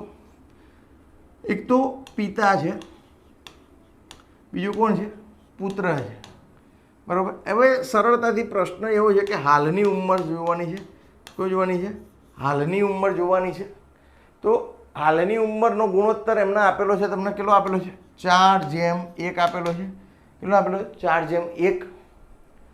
5 વર્ષ પહેલાં પિતા અને પુત્રની ઉંમરનો સરવાળો. હવે બંનેની પાસે રેશિયો આપ્યો છે તો આની ઉંમર 4x લખાય, આની ઉંમર શું લખાય? x લખાય. કેટલી લખાય? x લખાય. 5 વર્ષ પહેલાં, હા ને 5 વર્ષ પહેલાં બંનેમાંથી 5 બાદ કરવાના થાય તો કે 4x - 5, અહીંયા શું થઈ જાય x - 5 થઈ જાય કે ના થઈ જાય? હવે એ વખતે ઉંમરનો સરવાળો કેટલો હતો ભાઈ? 60 હતો. કેટલો હતો? 60 હતો. એટલે કે આ બંનેનો સરવાળો કેટલો થાય? 60 થાય ભાઈ. કેટલો થાય? 60 થાય. તો કે 4x - 5 પ્લસ x - 5 બરાબર કેટલા વર્ષ થાય છે ભાઈ? 60 વર્ષ થાય છે ભાઈ. શું થાય છે? 60 થાય છે. એટલે કે 4x પ્લસ x શું થઈ જાય? 5x - 10 બરાબર 60. તો 5x બરાબર 60 અને પેલી બાદ જાય તો માઇનસનો પ્લસ થઈ જાય 70. x બરાબર 70 ડિવાઈડ બાય 5. 5 એકા 5, 14 પંચાવન 70. x બરાબર શું થઈ જાય? 14 થઈ જાય. x શું હતું ભાઈ? તો કે x જે હતી એ હાલની ઉંમર હતી કોની? તો કે પુત્રની 14 વર્ષ. એના કરતાં પપ્પાની ઉંમર કેટલી છે? 4 ગણી છે. 14 ચોક 56 વર્ષ કોના થઈ જાય? પપ્પાના થઈ જાય. કેટલા થઈ જાય? 56 વર્ષ પપ્પાના થઈ જાય. પિતાની હાલની ઉંમર કેટલી થઈ જાય મારા વાલા? 56 વર્ષ થઈ જાય. કેટલી થઈ જાય? 56. ચાલો 15મા નંબરનો પ્રશ્ન છે. સાદું રૂપ આપવાનું કહે છે. તો કે 180 ડિવાઈડ બાય 8 + 1 ગુણ્યા 2 - 4. હવે 8 + 1 અહીંયા બ્રેકેટ સૌથી પહેલાં પૂરું કરવાનું થાય. એટલે કે 9 ગુણ્યા 2 - 4. અહીંયા 9 એ કટ કરી દઈએ, પહેલાં ભાગાકાર કરવાનો થાય તો 20 વધે. તો 20 ગુણ્યા 2 - 4. 20 દુ 40 - 4. કેટલો જવાબ આવે? 36 જવાબ આવે. ભાગુ સભાના નિયમ પ્રમાણે સૌથી પહેલાં હા ને બ્રેકેટ, હા ને બ્રેકેટ ઓપન કરી દઈએ એટલે સૌથી પહેલાં એક નિયમ પૂરો થઈ ગયો. 9 લખાઈ ગયો. પછી એના ભાગાકાર કરવાનો છે. હા ને બ્રેકેટ જે હતું એ પૂર્ણ થઈ ગયા છે. પછી ડિવિઝન, ભાગાકાર કર્યો, પછી ગુણાકાર કર્યો અને પછી બાદબાકી કરી. એટલે જવાબ શું આવે? 36. ચાલો 16મા નંબરનો પ્રશ્ન છે. કોઈ રકમ પર 10% વાર્ષિક દરે 2 વર્ષ માટે સાદા વ્યાજ અને ચક્રવૃદ્ધિ વ્યાજ વચ્ચેનો તફાવત 40 રૂપિયા છે. તો મૂળ કિંમત શોધો. જુઓ સીધી જ વાત છે કે ચક્રવૃદ્ધિ વ્યાજ છે ને વ્યાજ ઉપર વ્યાજ છે. વ્યાજ ઉપર વ્યાજ. સાદા વ્યાજે ગણતરી કરીએ, હા સાદા વ્યાજે ગણતરી કરીએ તો કોઈ રકમ પર 10% વાર્ષિક દરે 2 વર્ષ માટે સાદા વ્યાજ અને ચક્રવૃદ્ધિ વ્યાજ વચ્ચેનો તફાવત આપેલો છે. એટલે કે એક વર્ષે 10%, બીજા વર્ષે 10%ની જે અમાઉન્ટ હતી એના ઉપર પણ, એટલે કે સાદા વ્યાજે 20% થાય 2 વર્ષે, જ્યારે ચક્રવૃદ્ધિ વ્યાજની અંદર હા પહેલાં 10% લાગ્યા હતા, ફરી 10% અને 10% ઉપર 1%, એટલે કે અહીંયા 21% થઈ જાય. કેટલા થઈ જાય? 21% થઈ જાય મારા વાલા. ખ્યાલ આવે છે? ચક્રવૃદ્ધિ વ્યાજે 2 વર્ષે કેટલા ટકા થઈ જાય? 21% થઈ જાય. આ કેટલા થઈ જાય? 20% થઈ જાય. હવે 1 બરાબર કેટલાનો તફાવત છે 2 વર્ષ વચ્ચેનો? હા ને 1% બરાબર કેટલાનો તફાવત છે મારા વાલા? 40 રૂપિયાનો તફાવત થાય છે કે નહીં? ખ્યાલ આવે છે? તો હવે મૂળ રકમ શોધવાની છે. મૂળ રકમ કેટલા ટકા હોય? 100% હોય. તો કેટલી થઈ જાય ભાઈ? હા ને 100 ગુણ્યા 40 કેટલી થઈ જાય? તો કે 4000 રૂપિયા થઈ જાય. કેટલી થઈ જાય મારા વાલા? 4000 રૂપિયા થઈ જાય. ચાલો એના પછીનો 17 નંબરનો પ્રશ્ન છે. 5000 રૂપિયાની રકમ પર 8% વાર્ષિક સાદા વ્યાજના દરે 3 વર્ષનું કુલ વ્યાજ કેટલું થાય? સીધી જ વાત છે. સૂત્ર શું છે ભાઈ? I બરાબર PRN/100, અથવા તો બીજું સૂત્ર એવું કહેવાય કે PRNની જગ્યાએ T પણ લખાય છે /100. P કેટલું થઈ જાય ભાઈ? અહીંયા P આવશે. P કેટલું છે? તો કે 5000 રૂપિયા. R કેટલું છે? તો કે 8%ના વાર્ષિક સાદા દરે કેટલા વર્ષનું? 3 વર્ષનું સાદા વ્યાજનું વ્યાજ કેટલું છે? 100. હવે 0 0 કટ થઈ જાય કે 8 8 × 40, 400 ગુણ્યા 3 કેટલા થઈ જાય ભાઈ? 1200 રૂપિયા થઈ જાય. કેટલું થઈ જાય? 1200 રૂપિયા થઈ જાય મારા વાલા. સીધી જ વાત છે. સરળતાથી સૂત્ર મૂકો અને કિંમત ગણો. ના આવડતું એને આવડે અને ડાયરેક્ટ મગજમાં પણ થાય મારા વાલા. શું કહું છું? ડાયરેક્ટ મગજમાં પણ થાય. કેવી રીતે કહું છું? તો સીધું જ છે કે 8 પંચા 40, 4 તરી 1200 રૂપિયા સીધા એકડા પહેલા અંકોના ગણતરી કરો ને તો એ જવાબ આવી જાય ભાઈ. ચલો 18 નંબરનો પ્રશ્નપત્ર છે. કોઈ 18 નંબરનો પ્રશ્ન છે કે કોઈ એક પરીક્ષાના 11 પરિણામોની સરેરાશ કેટલી છે? 50 છે. જો પહેલા 6 પરિણામોની સરેરાશ 49 અને અંતિમ 6 પરિણામોની સરેરાશ 52 હોય તો છઠ્ઠું પરિણામ કયું થાય? આની અંદર કોઈ ઉતાવળ કરવા જવાની જરૂર નથી, હા, કેમ કે બહુ સરળતાથી પતી જશે. 11 પરિણામોની સરેરાશ કેટલી છે? 50 છે. એટલે એક માટે આપણે જોવા જઈએ કે 11 પરિણામો ગુણ્યા સરેરાશ કેટલી છે? 50 છે. 11 પંચા 55, 550 થઈ જાય. હવે બીજાનો પહેલો શું કહે છે? પહેલા 6 પરિણામોની સરેરાશ 49 છે. 6 ગુણ્યા 49, હા, એટલે કે 5 6 35 તો 295. બીજા માટે શું થઈ જાય કે અંતિમ 6 પરિણામોની સરેરાશ કેટલી છે? 52 છે. એટલે કે 6 પંચા 310. ખ્યાલ આવે છે? એટલે કે આ બંનેનું ટોટલ કેટલું થઈ જાય તો કે 5 9 ને 1 10 ની 0 વધી પડી 1 3 3 6 605 થઈ જાય. એટલે આની અંદરથી આપણે આ જે 2 વખત આની અંદર ગણાઈ ગયું છે. શું કરે છે? 2 વખત ગણાઈ ગયું છે. એને સબટ્રેક્ટ કરીએ તો કે 605 માઇનસ 550 બાદ કરીએ તો એક વખત તો આપણે બાદ કરવું જ છે. નવું પરિણામ છઠ્ઠું પરિણામ કયું હશે? 2 વખત ગણાઈ ગયું છે રહ્યું તો સીધી જ વાત છે.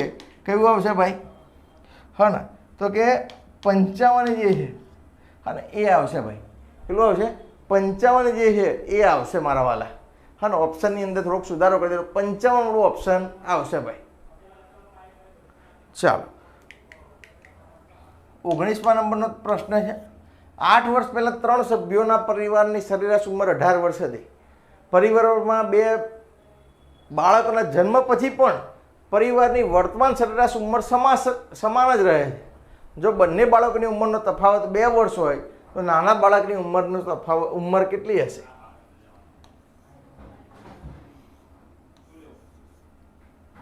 આઠ વર્ષ પહેલાની વાત છે. કેટલા વર્ષ પહેલાની? 8 વર્ષ પહેલાની. કેટલા જણા હતા ભાઈ? 3 સભ્યો હતા. 8 વર્ષ પહેલા 3 સભ્યો હતા. સરેરાશ ઉંમર કેટલી હતી? 18 તરીને 54 વર્ષ હતા એ વખતે.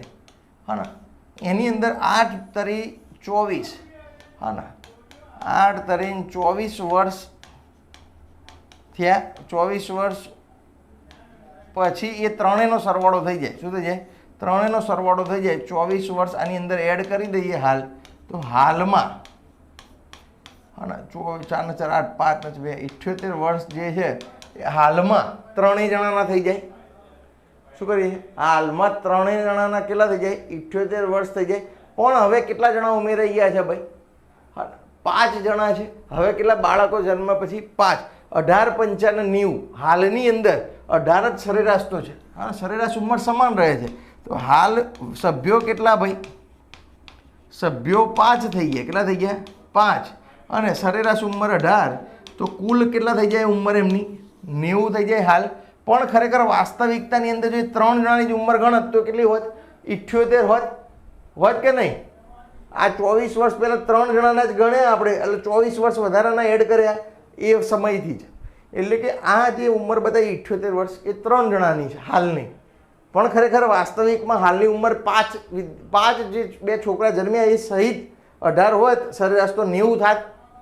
એટલે કે ગેપ કેટલાનો આવ્યો? તો કે ગેપ 12 વર્ષનો આવ્યો. 12 વર્ષમાં 2 બાળકોનો સરવાળો થાય.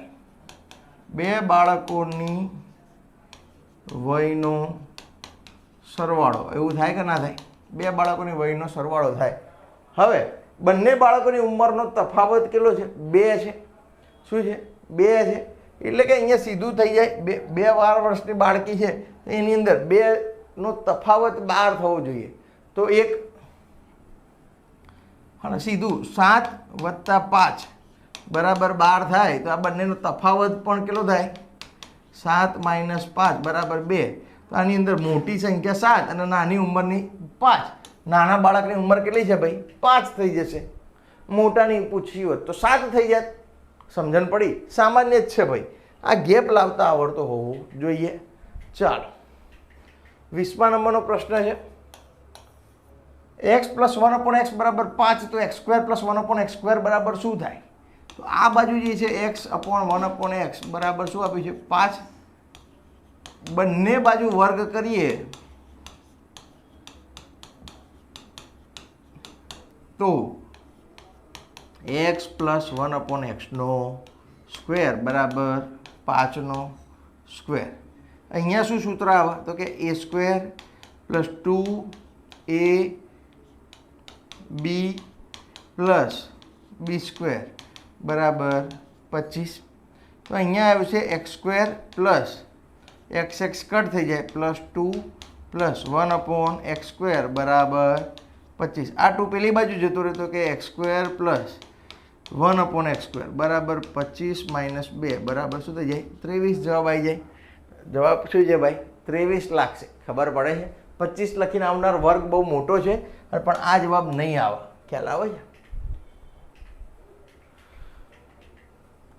ચલો 21મા નંબરનો પ્રશ્ન છે 7/105. 7/105ની ગણતરી કરતા એકમનો અંક શું મળે? તો 7ને આપણે 5 વખત ગુણાકાર કરીએ. કેટલી વખત ગુણાકાર કરીએ? છેલ્લે 5 આપ્યું છે ને 5, તો 5 વખત ગુણાકાર કરીએ. 77 49 ગુણ્યા બરાબર આ 2 જતા રહ્યા 7 આવ્યા તો 9 × 7 = 63. હા ને, એટલે આના પણ જતા રહ્યા એટલે અહીંયા 63 ગુણ્યા 7 કરીએ તો 7 તરી 21. આ પણ જતા રહ્યા 21 ગુણ્યા પાછા 7 વધ્યો 7 × 7, તો છેલ્લે શું જવાબ છે? 7. ખ્યાલ આવે છે? ગણતરી આગળ વધતા જવાની છે એક એક એક એક. ચલો ફરી એકવાર બતાવી દઉં આખી પ્રોસેસ. આઈને પૂછાય તો શું કરવાનું? ચલો ફરી એકવાર બતાવી દઉં આખું. થોડુંક ફાસ્ટ થઈ ગયું પણ થોડુંક ધીમે ધીમે. ચાલો, તો અહીંયા 7ને અહીંયા જે એકમનો અંક એટલી વાર ગુણાકાર કરી દેવાનો છે. હવે સીધી જ વાત છે. 77 49 આવડે આપણને. આનું પણ 77 49 કરી દેવાનું ગુણ્યા 7. હવે આમાં જે છે ને એકમનો અંક એમનો ગુણાકાર કરી દેવાનો. 9 × 9 = 81 ગુણ્યા 7. આનો એકમનો અંક 1 ગુણ્યા 7 બરાબર શું થઈ જાય? 7. બધા એકમના અંક ઉપર જ રમવાનું મારા વાલા.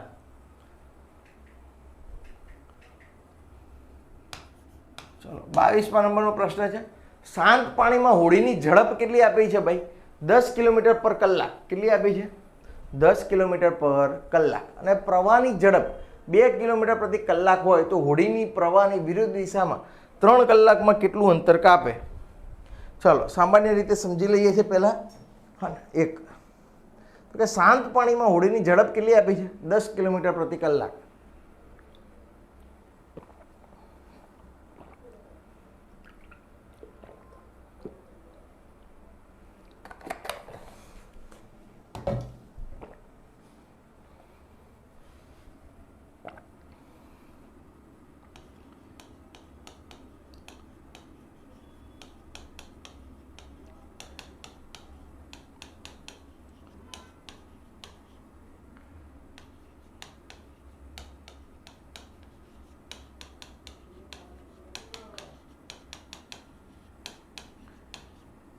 તો હવે જુઓ સીધી વાત છે. હોડીની ઝડપ 10 કિલોમીટર પ્રવાહની કેટલી છે? 2. હવે અહીંયા પ્રવાહની વિરુદ્ધ દિશામાં હોય. હા ને, જો હોડી પ્રવાહ આમ જતો હોય અને હોડી પણ આમ જતી હોય તો બંનેની ઝડપનો સરવાળો થાય. હા ને, હોડી પ્રવાહ બંને એક જ દિશામાં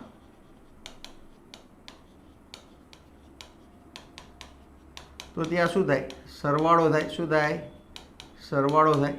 પણ હોડી આમ જતી હોય અને પ્રવાહ આમ હોય,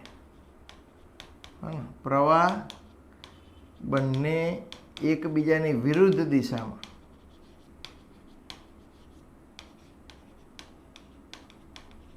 તો શું થાય? બાદબાકી થાય. શું થાય?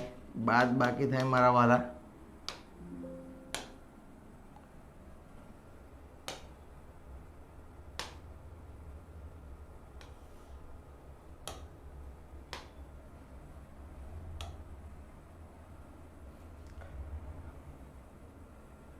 હવે જો અહીંયા આપણે આ જે રકમ લખી છે એ પ્રમાણે જોતા રહીએ તો કે હવે 3 કલાક વિરુદ્ધ દિશામાં અંતર કાપે છે. હવે સીધી વાત છે, અહીંયા આપણે બંનેની બાદબાકી કરી દઈએ તો 10 - 2 બરાબર કેટલું થઈ જાય? 8 કિલોમીટર પર અવરની ઝડપ થઈ જાય વિરુદ્ધ દિશામાં હોય તો. અને એવું કેટલા કલાક કામ કરે છે ભાઈ? તો કે 3 કલાક કામ કરે છે. કેટલું કલાક કામ કરે છે? 3 કલાક. તો 3 કલાક કામ કરે છે તો 8 × 3 = 24 કિલોમીટર કાપે. કેટલું કાપે ભાઈ? 24 કિલોમીટર કાપે. ચાલો 23મા નંબરનો પ્રશ્ન છે. બે ટ્રેનની ઝડપનો ગુણોત્તર 7:8 છે. બે ટ્રેનની ઝડપનો ગુણોત્તર કેટલો છે? 7:8 છે. તો બીજી ટ્રેન 4 કલાકમાં 400 કિલોમીટર અંતર કાપે તો પ્રથમ ટ્રેનની ઝડપ શોધો.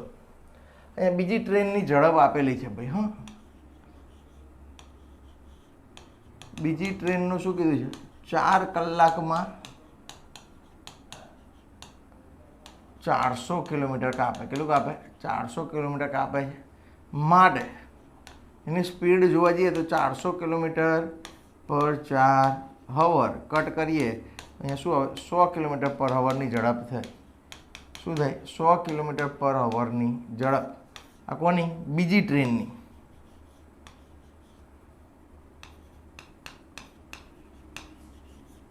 બીજી ટ્રેનની ઝડપ કેટલી થઈ છે મારા વાલા? કે 100 કિલોમીટર પર હવર. હવે અહીંયા રેશિયો આપેલો છે તમને એ અને બીનો, એટલે કે એ બંનેની સાથે કોઈ એવી વસ્તુ મલ્ટીપ્લાય થતી હોય કે સેમ હોય, એટલે કે પ્રથમ ટ્રેન માટેની ઝડપ કેટલી થઈ જાય? 7x. જ્યારે બીજી ટ્રેનની ઝડપ કેટલી થઈ જાય? તો કે 8x થઈ જાય. કેટલી થઈ જાય? 8x થઈ જાય.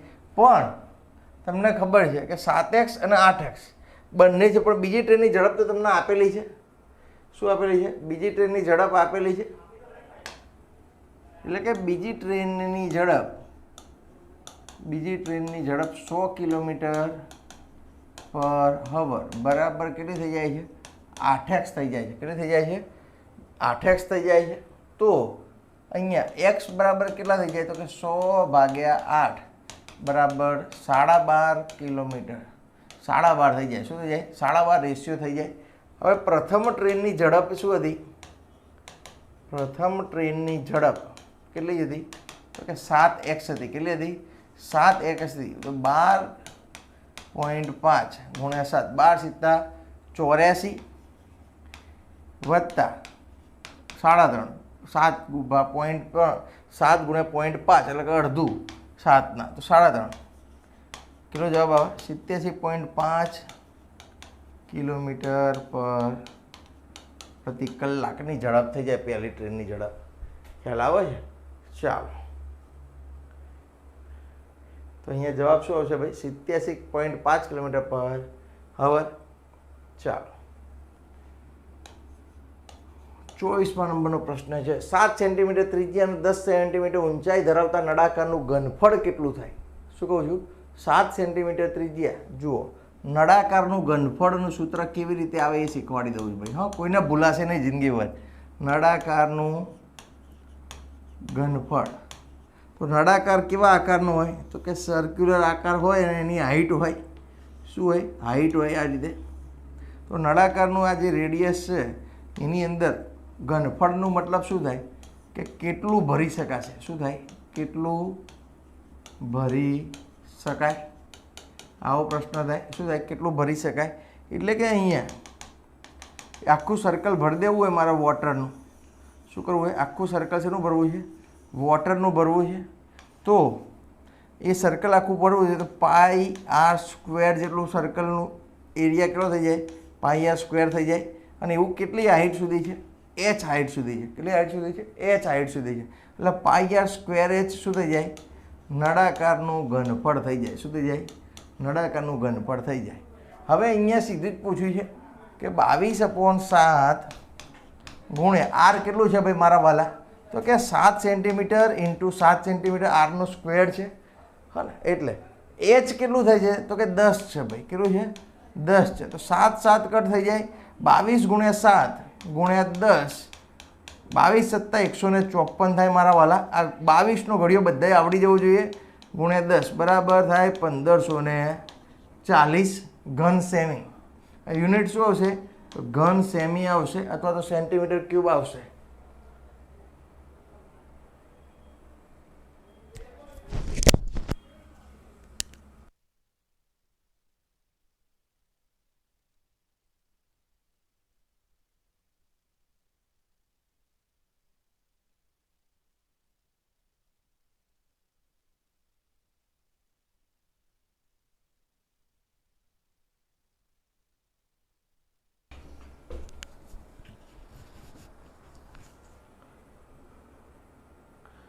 બરાબર, ચાલો ખ્યાલ આવી ગયો ભાઈ સૂત્ર સાથે. ચાલો 25મા નંબરનો પ્રશ્ન છે.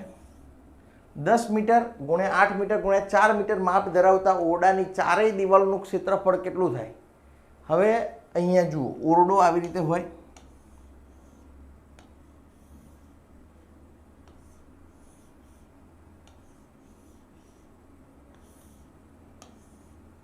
બરાબર, ઓરડો આવી રીતે છે. 10 મીટર 8 મીટર અને 4 મીટર માપ ધરાવતા ઓરડાની ચારેય દિવાલોનું ક્ષેત્રફળ. આ 10 મીટર, પછી 8 મીટર અને ઊંચાઈ કેટલી? 4 મીટર. આવું કીધું છે, બરાબર. ઓરડાની અને લંબાઈ ગુણ્યા પહોળાઈ ગુણ્યા ઊંચાઈ આવી રીતે જ આપ્યું હોય. અહીંયા શું આપ્યું હોય? લંબાઈ ગુણ્યા પહોળાઈ ગુણ્યા ઊંચાઈ લેવાનું છે. ઓરડાની ચારેય દિવાલો એટલે કે આ એક દિવાલ, આ બીજી દિવાલ, એની સામેવાળી બે દિવાલો. તો આ જે છે આ એલ થઈ જાય, તો આ શું થઈ જાય? બી થઈ જાય, અને આ એચ થઈ જાય. એટલે આ બાજુની દિવાલ છે એને શું લખાય? BH લખાય. એવી ને એવી સામેની દિવાલ પણ એટલે કે 2BH પ્લસ હવે આ બાજુની દિવાલ છે એને શું લખાય ભાઈ? આગળની અને પાછળની દિવાલો જે છે, હા, એને શું લખાય ભાઈ? તો કે 2L × H, હા, 2LB + BH + LH. તો અહીંયા 2BH + 2LH આવશે. આ L અને આવ્યો H. ખ્યાલ આવે છે? એટલે કે આ બહારની દિવાલ એવી ને એવી પાછળની દિવાલ. 2 કોમન કાઢી લઈએ તો અંદર શું લખાય? BH + LH. હવે B એટલે કેટલો છે? L બરાબર 10, B બરાબર 8 અને H બરાબર 4. અહીંયા સૂત્રની અંદર કિંમત મૂકી દો. B કેટલું છે? તો કે 8 ગુણ્યા H કેટલું છે? 4 વત્તા L કેટલું છે? 10 ગુણ્યા 4. આવી ગયો સીધો જવાબ તમારો. સાદું રૂપમાં ભૂલ નહીં કરવાની, પહેલાં ગુણાકાર આપી દેવાનો. 8 ચોક 32 વત્તા 10 ચોક 40, 2 4 ને 3 7 ગુણ્યા 2 એટલે સીધો જવાબ કેટલો આવી ગયો? 70 દુ 140 ને 144 ચોરસ મીટર. કેટલો આવી જાય ભાઈ? 144 ચોરસ મીટર જેટલો જવાબ આવી જાય. ચલો 26મા નંબરનો પ્રશ્ન છે. એક લંબચોરસની લંબાઈ તેની પહોળાઈ કરતાં કેવી છે? 2 ગણી છે. જો લંબચોરસનું ક્ષેત્રફળ 72 ચોરસ સેન્ટીમીટર હોય, કેટલું હોય? 72 ચોરસ સેન્ટીમીટર હોય તો તેની પરિમિતિ કેટલી થશે?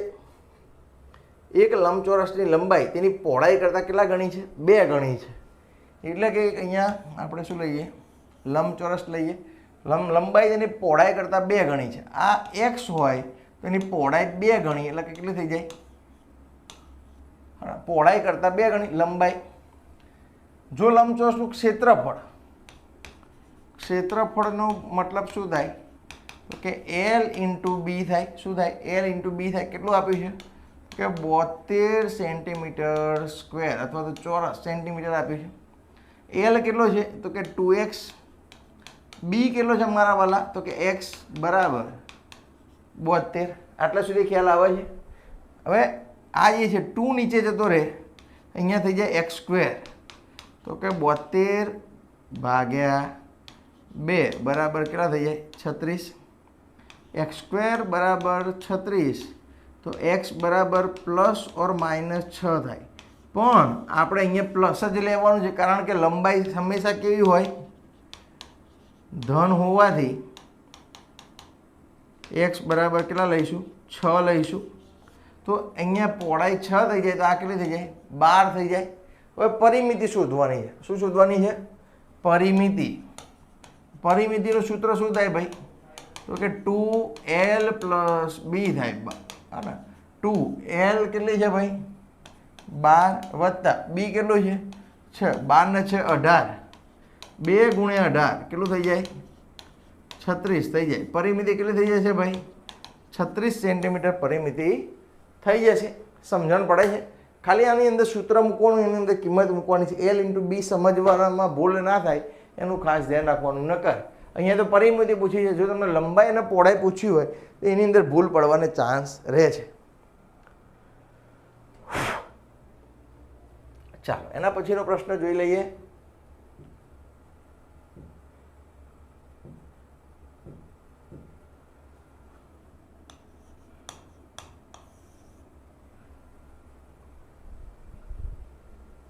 પી 6 કલાકમાં ને નળ 8 કલાકમાં ટાંકી ભરે છે.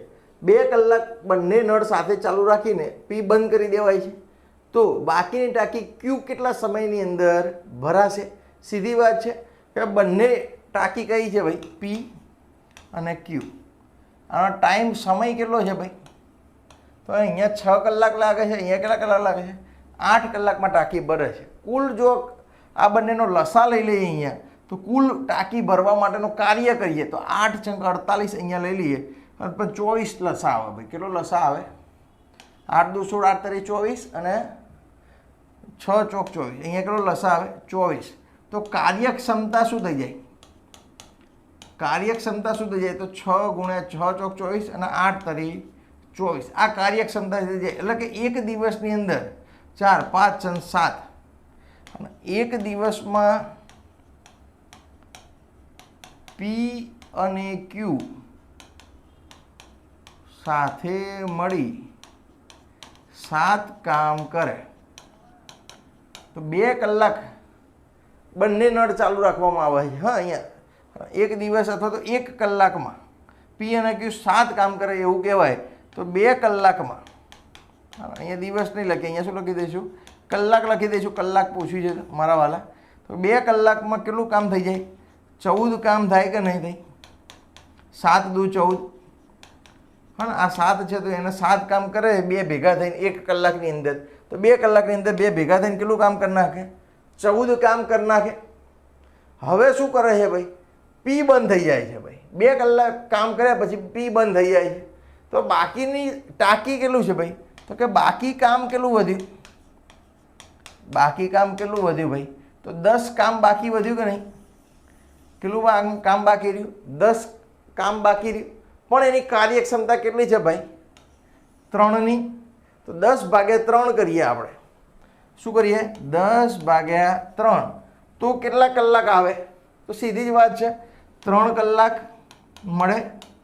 અને બીજી ઉપર 1 વધે એટલે ત્રીજો ભાગ વધે છે, 1/3. એટલે કે એની 20 મિનિટ ગણાય. કેટલી મિનિટ ગણાય? 20 મિનિટ ગણાય. આને ડિવાઈડ કરીએ તો 3 × 3 1/3 આવી રીતે પડે. તો 3 કલાક પૂરા અને 1/3 કલાકનો ત્રીજો ભાગ, પહેલો ભાગ. ઓમ કલાકનો ત્રીજો ભાગ એટલે કે 20 મિનિટ. તો જવાબ શું આવે ભાઈ? 3 કલાક અને 20 મિનિટ જવાબ આવશે. ખ્યાલ આવે છે? ચાલો 28મા નંબરનો પ્રશ્ન. 50 લિટર મિશ્રણની અંદર ગ્લિસરીન કેટલા ટકા છે? 20% છે. નવું કેટલું ગ્લિસરીન ઉમેરવાથી ગ્લિસરીન 50% થઈ જાય? તો અહીંયા સીધી જ વાત છે.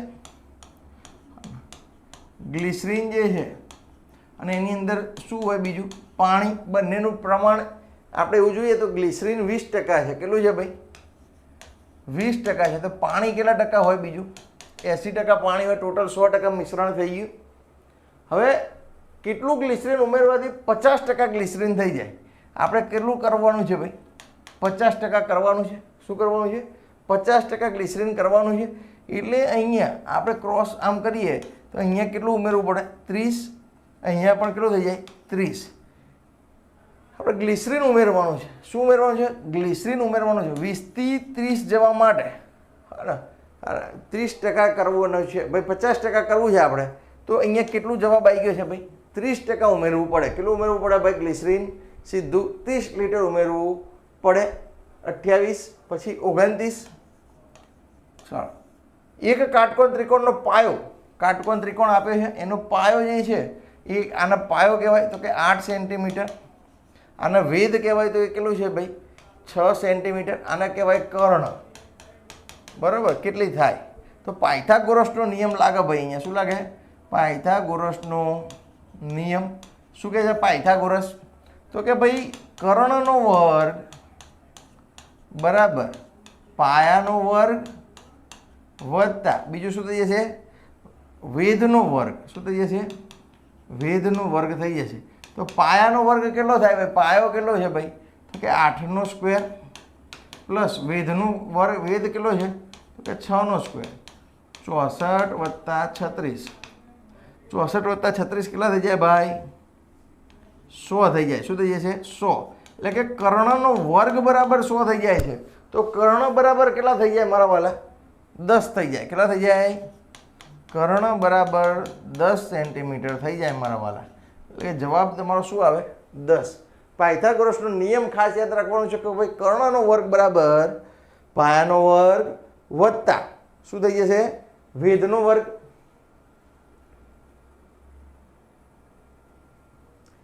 ચાલો 30મા નંબરનો પ્રશ્ન છે. બે વ્યક્તિ એકબીજા તરફ 4 કિલોમીટર કલાક અને 6 કિલોમીટર કલાકની ઝડપે ચાલે છે. હવે જુઓ, હું આમથી આવું અને એક ભાઈ આમથી આવે, હા ને, એકની સ્પીડ છે 4 કિલોમીટર પ્રતિ કલાક, આ બાજુની સ્પીડ છે 6 કિલોમીટર પર અવર.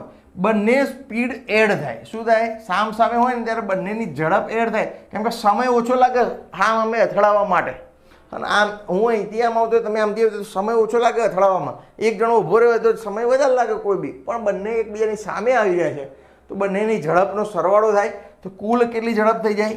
તો કે 10 કિલોમીટર પર અવરની ઝડપ થઈ જાય. હવે તેમની વચ્ચેનું 30 કિલોમીટરનું અંતર છે. કેટલું છે ભાઈ? 30 કિલોમીટર અંતર હોય તો કેટલા સમય પછી તેઓ મળશે? 1 કલાકની અંદર 10 કિલોમીટર કાપી શકે. તો 30 કિલોમીટર કાપવા માટે કેટલો સમય જોઈએ? 3 કલાક લાગે. કેટલું લાગે ભાઈ? 3 કલાક લાગે. સમજણ પડી? બહુ સામાન્ય બુદ્ધિ, એકદમ ઇઝી. સ્પીડ પરથી જ ખબર પડે. સ્પીડનો મતલબ શું થાય? 1 કલાકમાં 10 કિલોમીટર અથવા તો 10 કિલોમીટર કાપવા માટે 1 કલાક લાગે, તો 30 કિલોમીટર કાપવા માટે કેટલો સમય લાગે? સીધી જ વાત છે. 3 ગણો છે તો 3 ગણો સમય લાગે. 3 કલાક થઈ જાય. કેટલો થઈ જાય? 3 કલાક થઈ જાય.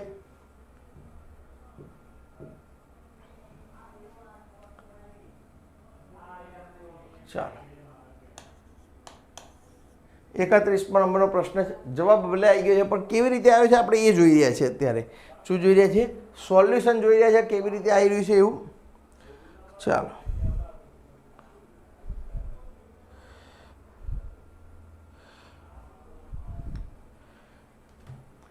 P અને Q એ 3:5ના પ્રમાણમાં રોકાણ કર્યું છે. 6 મહિના પછી R પણ Q જેટલી જ રકમથી જોડાયો છે. હા ને, P Q અને 6 મહિના પછી, આ બે 12 મહિના માટે છે, એટલે કે 3:5 અને પછી શું કહે છે? Q 6 મહિના પછી R પણ Q જેટલી જ રકમથી જોડાયો છે. પણ આ જ્યારે 5 છે તો આ કેટલું થઈ જાય? 2.5 થઈ જાય. અડધો મહિના થઈ ગયા. 6 મહિના પછી જોડાયો છે. અહીંયા તો 12 મહિના માટે હતો. એટલે આને જો આપણે 5 ફેરવી દઈએ, શું કરી દઈએ? 5 ફેરવી દઈએ તો આ બંને કેટલામાં ફરી જાય? 10માં ફરી જાય. હા ને, R Q અને P. P કેટલું થઈ જાય? 3નું ડબલ થઈ જાય 6, 5નું ડબલ 10 અને અહીંયા R 6 મહિના માટે તો એને આપણે ડબલ કરી દઈએ. હવે 12 મહિના માટે એને ગણતરી કરીએ તો આપણે 5 થઈ જાય.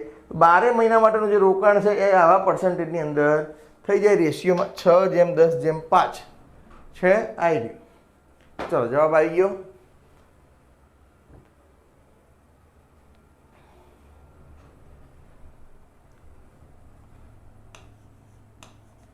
બત્રીસમા નંબરનો પ્રશ્ન છે. અંગ્રેજી શબ્દ મેથ્સના તમામ અક્ષરોનો ઉપયોગ કરીને કુલ કેટલા અલગ અલગ શબ્દો બનાવી શકાય? આ જે ફેક્ટોરિયલ વસ્તુ અહીંયા મેથ્સની અંદર MATH અને S, આ 1, આ 2, આ 3, આ 4 અને આ 5. 5 અક્ષર, 5ને આપણે વારા પરથી ઉપયોગ કરી શકીએ છીએ. એટલે કે અહીંયા કેટલા શબ્દો અલગ અલગ બનાવી શકાય? તો આ M છે એ અહીંયા પહેલા સ્થાને મુકાય, બીજા સ્થાને મુકાય, ત્રીજા સ્થાને મુકાય, ચોથા સ્થાને મુકાય અને 5મા સ્થાને પણ મૂકી શકાય. મૂકી શકાય હર્ષભાઈ? ચાલો, એટલે કે આ M ને આપણે 5 જગ્યાએ મૂકી શકીએ. પછી જ્યારે એ મૂકવાનો વારો આવે, જ્યાં એક આપણે એક વખત તો મૂકી જ દીધો છે દરેક વખતે, તો એમ એને કેટલા ચાન્સ મળે? તો કે એ અહીંયા એક જગ્યાએ જો એમ મુકાઈ ગયો છે તો 1 2 3 અને 4 અને 4 સ્થાન મળે. જો એમને અહીંયા બીજા સ્થાન ઉપર રાખ્યો હોય તો પણ એને અહીંયા 1 2 3 અને 4 સ્થાન ઉપર જ એને બેસવાનો મોકો મળે કે ના મળે?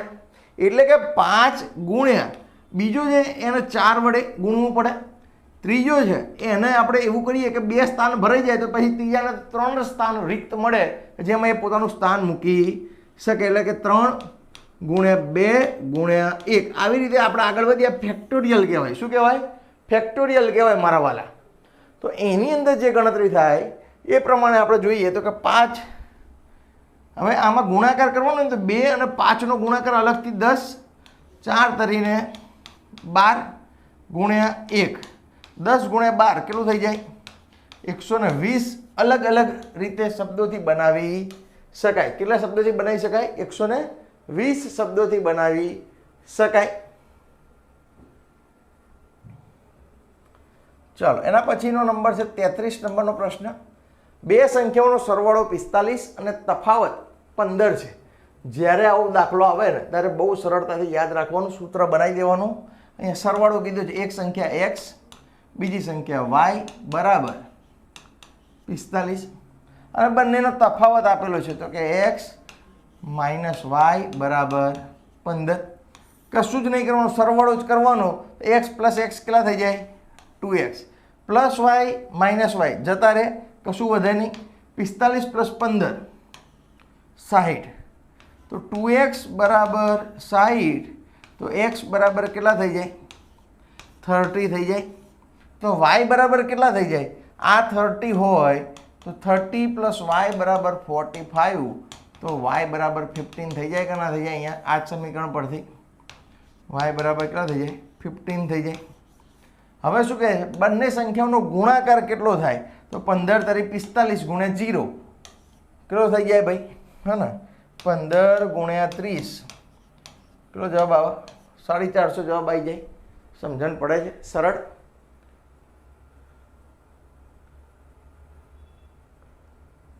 ચાલો, 34 નંબરનો પ્રશ્ન છે. જો 5 4 3 2 x અને 7 સંખ્યા 9 વડે નિશેષ ભાગી શકાય. કેટલા વડે? 9 વડે નિશેષ ભાગી શકાય તો ખાલી જગ્યાના સ્થાને કયો અંક આવશે? તો આમાં 9ની ચાવી લાગે. શું લાગે? 9ની ચાવી લાગે. એટલે કે સરવાળો જે છે, તમામ સંખ્યાનો સરવાળો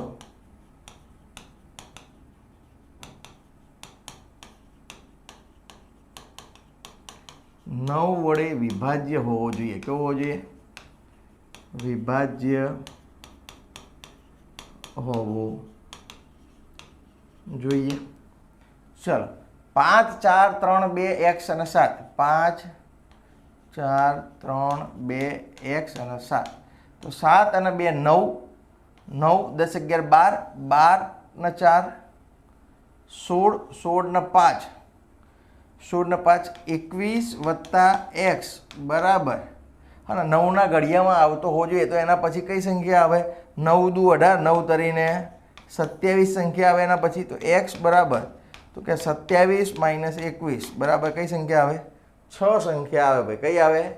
6 સંખ્યા આવે. ખ્યાલ આવે છે? એનો સરવાળો આપણે 9નો ઘડિયો અહીંયા કઈ રીતે 27 આવ્યો? તો કે 9 દુ 18, 9 તરી 27, 9 ચોક 36.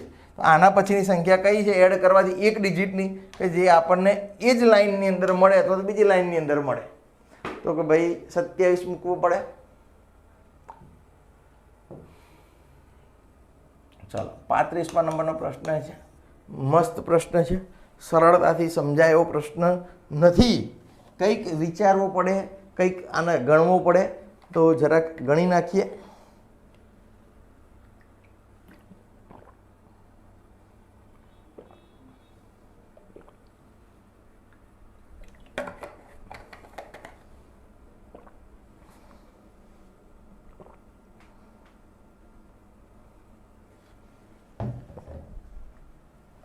શું આવશે? a બરાબર 75, b બરાબર 25. તો આની અંદર સરવાળો કરવા ના જવાય મારા વાલા. આ એક સૂત્ર કેમ આપ્યું છે એ જોવાનું. તો કે a પ્લસ બીનો સ્ક્વેર માઇનસ a માઇનસ બીનો સ્ક્વેર આવું આપ્યું છે બરાબર શું થાય તો કે a square plus 2ab plus b square આવું એક બ્રેકેટની અંદર આવશે બીજા બ્રેકેટની અંદર માઇનસ છે પણ એને હાલ છોડી દઈએ તો એ square minus 2ab plus b square આવું આવશે બરાબર આપણને ખ્યાલ નથી એ અને બી આપ્યું છે પણ છેલ્લે પહેલાંનું સાદું રૂપ આપી દઈએ તો કે a square plus 2ab plus b square minus a square minus minus શું થઈ જાય plus 2ab minus plus minus b square આવું થઈ જાય હવે અહીંયા જુઓ તો કે a square minus a square ઉડી જાય b square minus b square ઉડી જાય તો અહીંયા શું વધે છે 2ab વત્તા 2ab બરાબર 4ab થાય એ અને બીની સંખ્યા આપેલી છે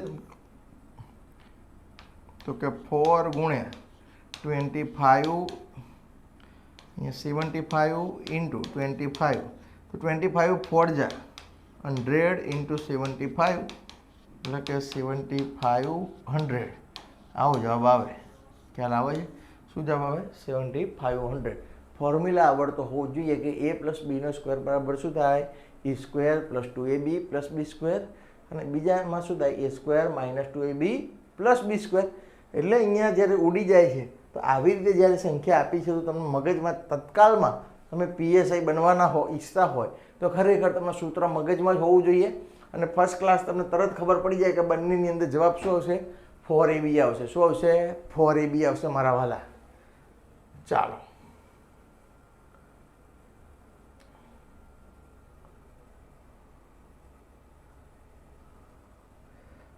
છત્રીસમાં નંબરનો પ્રશ્ન છે કિલોમીટર પર હવર શું લખ્યું છે કિલોમીટર પ્રતિ કલાક આવું લખાય હા ઇંગ્લિશમાં એને શેમાં ફેરવવાનું છે મીટર પર સેકન્ડ ન ભૂતો ન ભવિષ્યથી કદી ભૂલાય નહીં એવી રીતે હું તમને શીખવાડી દઉં છું હા ને જુઓ આમ તો એવું કહેવાય કે ગોખાવું છું એવું નહીં કહેતો હા ને પણ કેવી રીતે આવ્યું એ પણ સમજાવું પહેલાં ચાલો હા ને કિલોમીટર પર અવરમાંથી મારા શેમાં જવું છે મીટર પર સેકન્ડની અંદર જવું છે 1 કિલોમીટર બરાબર અહીંયા આપણે લખી દઉં 1 કિલોમીટર પ્રતિ 1 હવર આવું લખાય 1 કિલોમીટરના મીટરમાં લઈ જઈએ તો કેટલા મીટર થઈ જાય 1000 મીટર થઈ જાય સેકન્ડમાં જવું છે અહીંયા સેકન્ડમાં જવું છે તો 1 કલાક જે છે એને મિનિટની અંદર લખવું તો કેટલી મિનિટ લખાય 60 મિનિટ લખાય 1 મિનિટની અંદર કેટલી સેકન્ડ હોય 60 સેકન્ડ હોય એટલે કે 60 ગુણ્યા 60 સેકન્ડ સુધી લખાય એટલે કે હવે જોઈએ તો કે 1000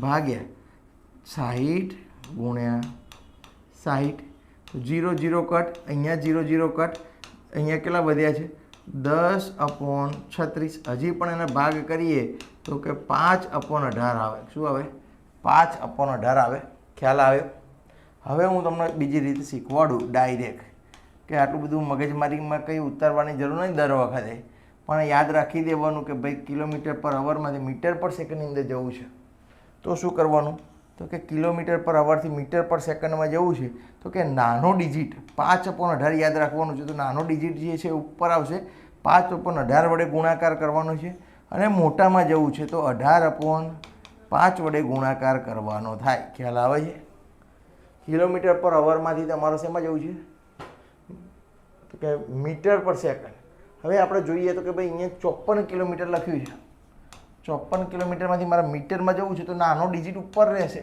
કે 5/18 એટલે કે 18 દુ 36 18 તારી 54 3 15 મીટર પર સેકન્ડ શું થઈ જશે ભાઈ 15 મીટર પર સેકન્ડ થઈ જશે ખ્યાલ આવે છે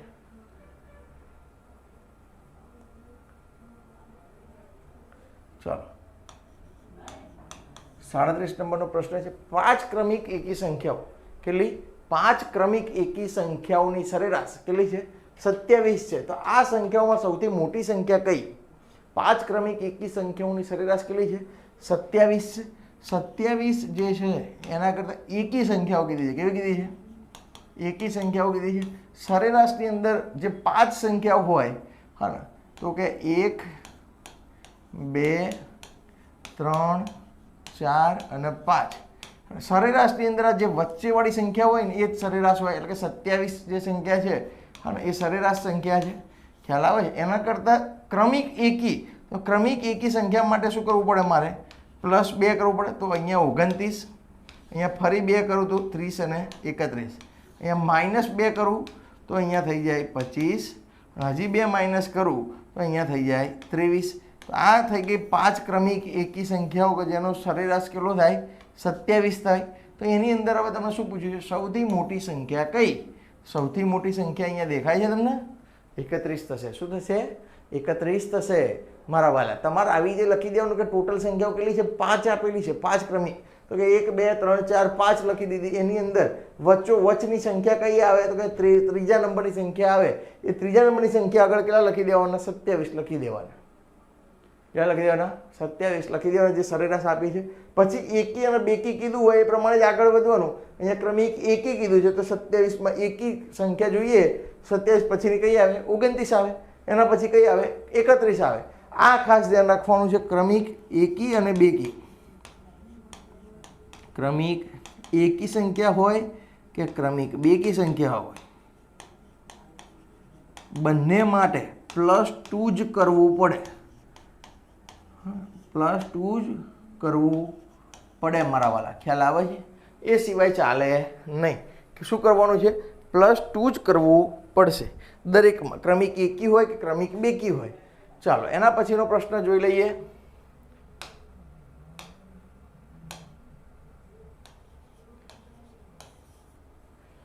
ચાલો, 100 પેન વેચવાથી એક દુકાનદારને 20 પેનની વેચાણ કિંમત જેટલો નફો થાય છે.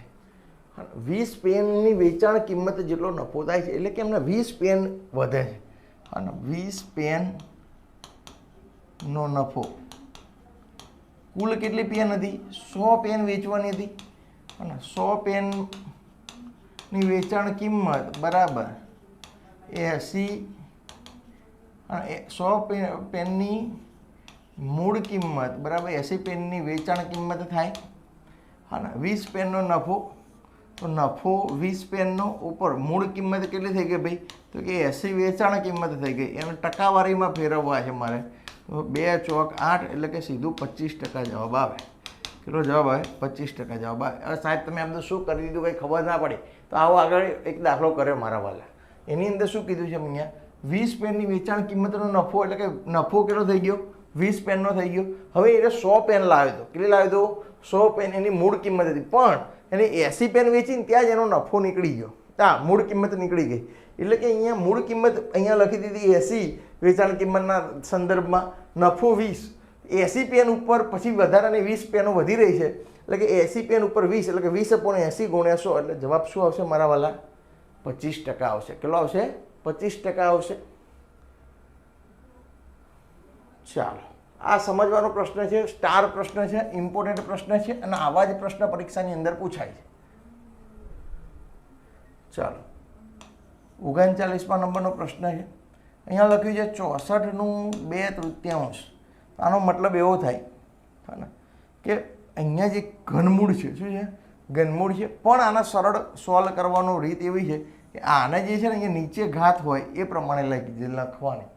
એટલે કે 64 જે છે એ 4નો શું થાય? ક્યુબ થાય. શું થાય? 4નો ક્યુબ થાય.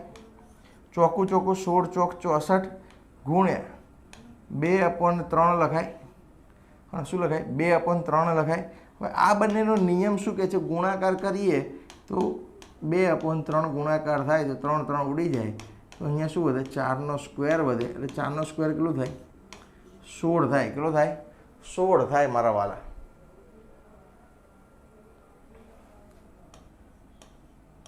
ચાલીસમા નંબરનો પ્રશ્ન છે. એક કામ 10 દિવસમાં, બી 15 દિવસમાં કરી શકે છે.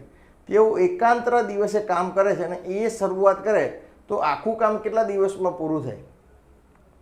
એ એક કામ કેટલા દિવસમાં કરે છે ભાઈ? 10 દિવસમાં. બી 15 દિવસમાં કરે છે. એ અને બી આવી રીતે લખી દેવાનું છે. 10 દિવસમાં, આ 15 દિવસમાં. લસા આપણે એનો અહીંયા લખી દઈએ તો કાર્યક્ષમતા આવી જાય 3, આની આવી જાય 2. આખું કામ કાર્યક્ષમતા કેટલી થઈ જાય? 5 કાર્યક્ષમતા થઈ જાય. એક દિવસની વારા પરથી કામ કરે છે પાછા. એટલે કે 2 દિવસની અંદર 5 કામ થાય. એ એક કામ 10 દિવસમાં અને બી 15 દિવસમાં કરી શકાય છે. પણ એકાંતરા દિવસે કામ કરે છે, એટલે કે એ આજે કામ કરે તો બીજા દિવસે બી કરે, ત્રીજા દિવસ પાછો સી કરે, એટલે કે 2 દિવસની અંદર આપણું કાર્ય કેટલું થાય? 5 જેટલું કાર્ય થાય. 2 દિવસમાં આપણું કાર્ય કેટલું થાય? 5 જેટલું કાર્ય થાય. હા, તો અહીંયા ટોટલ એવું કહે છે કે 5 30 કામ હોય અને 2 દિવસની અંદર આપણે કેટલું કામ થાય છે? તો કે 6 દિવસ લાગે અને 6 દિવસ ગુણ્યા 2 કરી દેવાના, કેમ કે અહીંયા આપણે આ જે છે ને 5 એ 2 દિવસનું કાર્ય છે. કેટલા દિવસનું કાર્ય છે?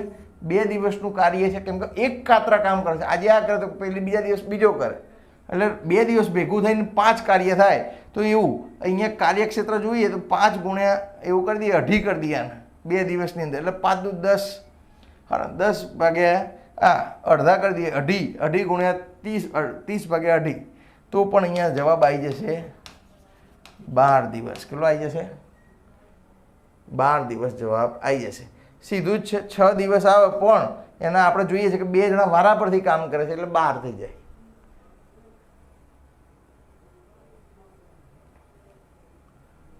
ચાલો 41 નંબરનો પ્રશ્ન છે.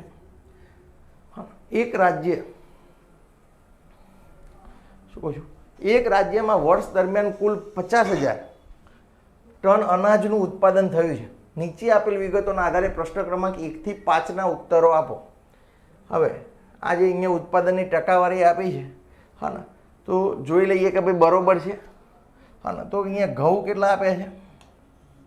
તો કે 36%, કઠોળ જે છે 16%, મકાઈ 11%, બાજરી 14% અને ચોખા કેટલા ટકા આપે? 23% આપે. બરાબર, આ બધાનો સરવાળો કરીએ તો 100% આવવો જોઈએ.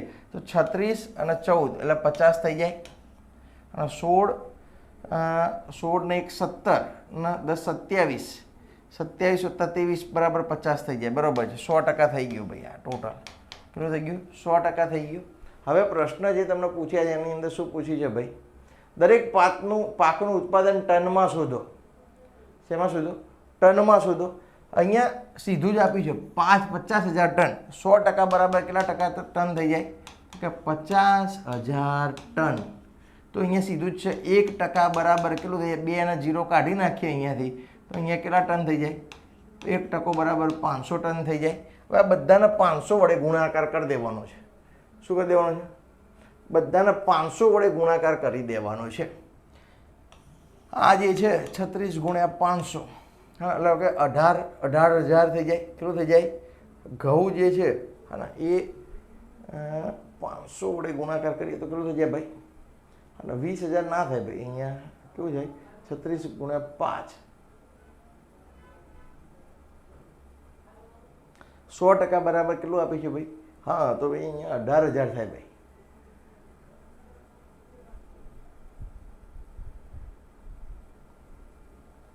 ચાલો બીજાનું બધાનું જરાક જોઈ લઈએ. તો આનું જે છે 8, 16, 5, 80, 500 એટલે કે અહીંયા 8,000 ટન થઈ જાય. કેટલું થઈ જાય? કઠોળ 8,000 ટન થઈ જાય મારા વાલા. પછી મકાઈ જે છે 11 5 5,500 ટન. અહીંયા બાજરી જે છે એ 14 5 70 700 ટન અને 23 5 એટલે કે 11,500 ટન. એવી રીતે થાય ભાઈ. હા ને, 11,500 ગુણ્યા અહીંયા 36 ના 18,500, 18,000 તો 18. આનો સરવાળો કરી દઈએ, એકવાર જોઈ લઈએ કે ભાઈ બધું બરોબર છે કે કેમ. અહીંયા થઈ જાય, થોડું ચેક કરી નાખીએ આપણે.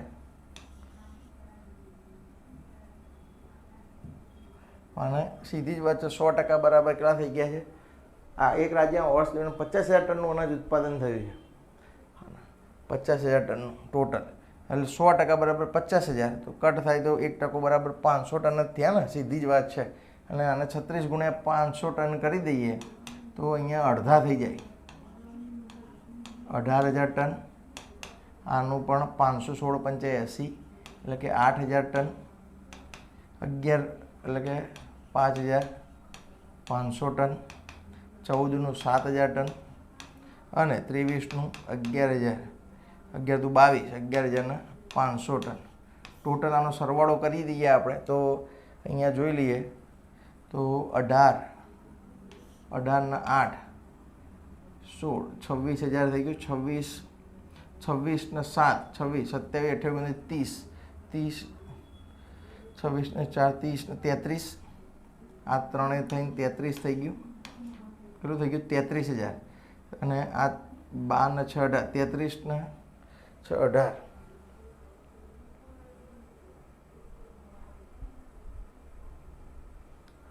તો અહીંયા જોઈ લઈએ 12,000, 13, 14, 15, 16, 17,000 આ થયું. 17,000 થઈ ગયું. આ ગયું આ બેન નથી 17, 17 વત્તા 7, 17 ને 7, 24, 24 ને 8, 32 ને 50,000 પૂરું થઈ ગયું ભાઈ. કેટલું થઈ ગયું? 50,000 પૂરું થઈ ગયું મારા વાલા. તો અહીંયા જવાબ આવે જોવો જોઈએ આપણે. અહીંયા 18,000 આવવું જોઈએ ભાઈ. અહીંયા જવાબની અંદર ભૂલ છે મારા વાલા. હા, જવાબની અંદર ભૂલ છે. ચોખા 12,500 ના આવે મારા વાલા, ચોખા 11,500 આવે. એટલે આ જવાબની અંદર મારા વાલા ભૂલ છે. હા ને, આ જવાબની અંદર ભૂલ છે મારા વાલા. ચાલો, તો ચોખાના ઉત્પાદનમાં 20% અને બાજરીના ઉત્પાદનમાં 10% નિકાસ કરવામાં આવે તો કુલ કેટલા ટન અનાજ નિકાસ થઈ હશે? ચોખાના ઉત્પાદનના 20%.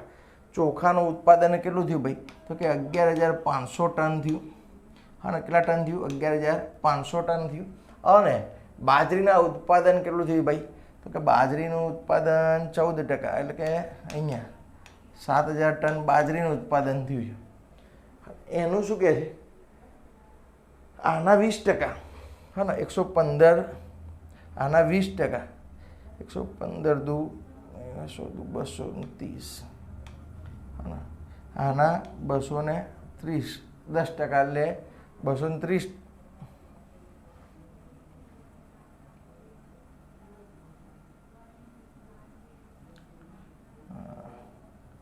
હા, 10% અને 20%, એટલે કે 2300 ટન જે છે અને આનું નિકાસ કર્યું અને આનું 10% નિકાસ, એટલે કે આનું 700 ટન નિકાસ.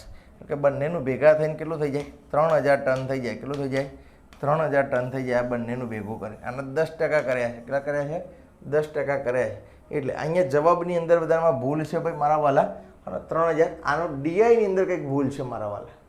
એટલે ડીઆઈના દાખલા આપણે હા ને છોડી દઈએ છીએ ભાઈ. ડીઆઈના દાખલાની અંદર આપણે છોડી દેવું પડે. અને કેમ કે 14 + 11 જે કરીએ છીએ, 14 + 11 તો 25 થઈ જાય ભાઈ. અને અહીંયા ચોખાનું ઉત્પાદન એવું લખ્યું છે બાજરી વત્તા મકાઈ. હા ને, શું લખ્યું છે? બાજરી વત્તા મકાઈ. પણ એવું આવે નહીં. એટલે અહીંયા કંઈક ગડબડ છે આ ડીઆઈની અંદર મારા વાલા. આપણે ડીઆઈને પછી જોઈ લઈશું ફરી એક વખત. મકાઈના ઉત્પાદનના ઘઉંનું ઉત્પાદન સાથેનો ગુણોત્તર. મકાઈના ઉત્પાદનનો ગુણોત્તર 11% અને ઘઉંના ઉત્પાદનનો 36. તો 11/36 કરવો પડે ભાઈ. અહીંયા શું કરવું પડે? 11/36 ગુણોત્તર આવે મારા વાલા.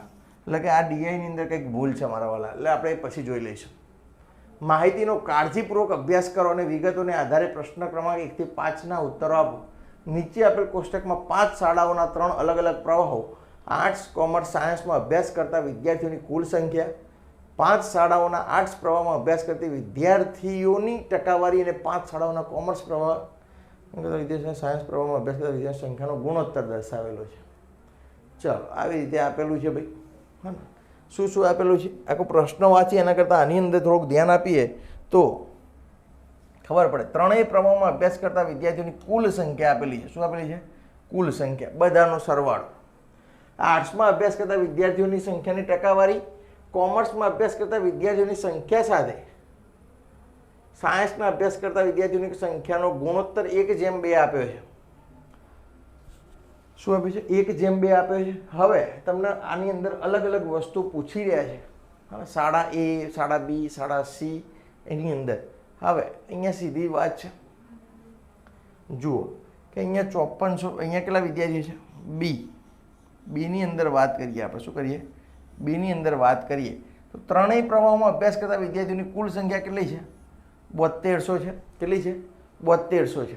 હવે કોમર્સમાં અભ્યાસ કરતા વિદ્યાર્થીઓની સંખ્યા સાથે સાયન્સમાં અભ્યાસ કરતા વિદ્યાર્થીઓની સંખ્યા કેટલી આપેલી છે? 5 અને 3 8x આપેલી છે.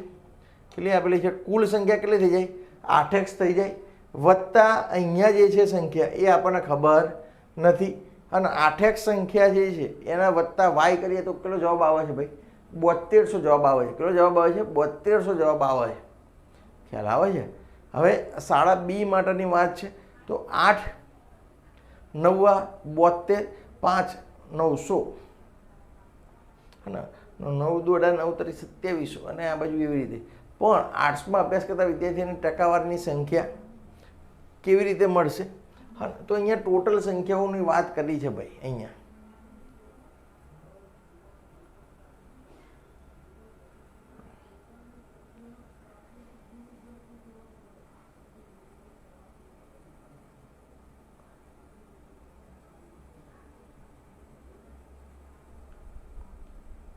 ચલો અહીંયા શું પૂછ્યું છે ભાઈ? પહેલો પ્રશ્ન, આ તો કોષ્ટક આપી છે ખાલી. હવે પહેલો પ્રશ્ન અહીંયા આપ્યો છે ભાઈ મારા વાલા. જો ડીના 35% વિદ્યાર્થીઓ આર્ટ્સમાં અભ્યાસ કરે છે, ડીના કેટલા ટકા વિદ્યાર્થીઓ છે ભાઈ આર્ટ્સમાં અભ્યાસ કરે છે ભાઈ? ડીમાં અહીંયા કેટલા ટકા વિદ્યાર્થીઓ અભ્યાસ કરે છે? 35%. ડીના 35% વિદ્યાર્થીઓ આર્ટ્સમાં અભ્યાસ કરે છે, તો સીના આર્ટ્સમાં અભ્યાસ કરનારા વિદ્યાર્થીઓની સંખ્યા ડીના કોમર્સમાં અભ્યાસ કરનારા વિદ્યાર્થીઓની સંખ્યા કરતાં કેટલા ટકા વધુ કે ઓછી છે? ખ્યાલ આવે છે? હવે સીધું આના 35% કાઢવા પડે ભાઈ. આપણને શું કરવું પડે? 35% કાઢવા પડે. સીધી જ વાત છે. તો 8400 જે છે એના 35% કરીએ આપણે, એટલે આપણે પેલા આર્ટ્સની સંખ્યા મળી જાય. શું મળી જાય? આર્ટ્સની સંખ્યા મળી જાય. તો 84 ગુણ્યા 35, 84 ગુણ્યા 35 તો 30 વત્તા 5 લખાય. હા, એટલે કે આ 4 દુ 8 4 તારી 12નો બગડો વધી પડી 1, 8 દુ 24 ને 25, 2520 જવાબ આનો આવી ગયો. વત્તા 840 ભાગ્યા 2, 840 એટલે 420 તો 25 26 27 28 29 40. આનું ટોટલ કેટલી સંખ્યા આવી ગઈ ભાઈ? 2940 સંખ્યા જે છે અમારા વાલા. કેટલી છે? 2940 સંખ્યા એ કેટલી છે ભાઈ? તો અહીંયા આર્ટ્સની છે. હવે બાકી કેટલી સંખ્યા વધી ભાઈ? 8400માંથી 2940 જાય એટલે 60 સંખ્યાથી 3000 3 5 5460 સંખ્યા છે. કેટલી છે ભાઈ? 5460 સંખ્યા વધે ટોટલ. ખ્યાલ આવે છે? એના આપણે શેના રેશિયોની અંદર ડિવાઈડ કરવાની? 6:7 અંદર ડિવાઈડ કરવાની થાય.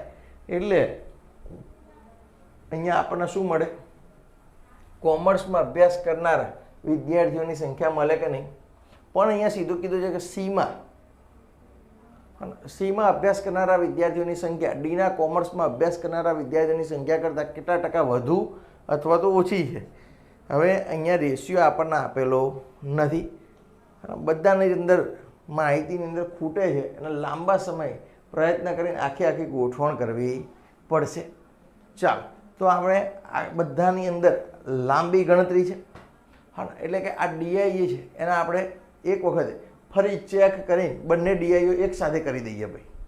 બંને ડીઆઈઓને એક સાથે કરી દઈશું આપણે સોલ્યુશન. હાલ પૂરતું આને અહીંયા અટકાવીએ છીએ. બંને ડીઆઈનું એક સાથે સોલ્યુશન મૂકી દઈએ.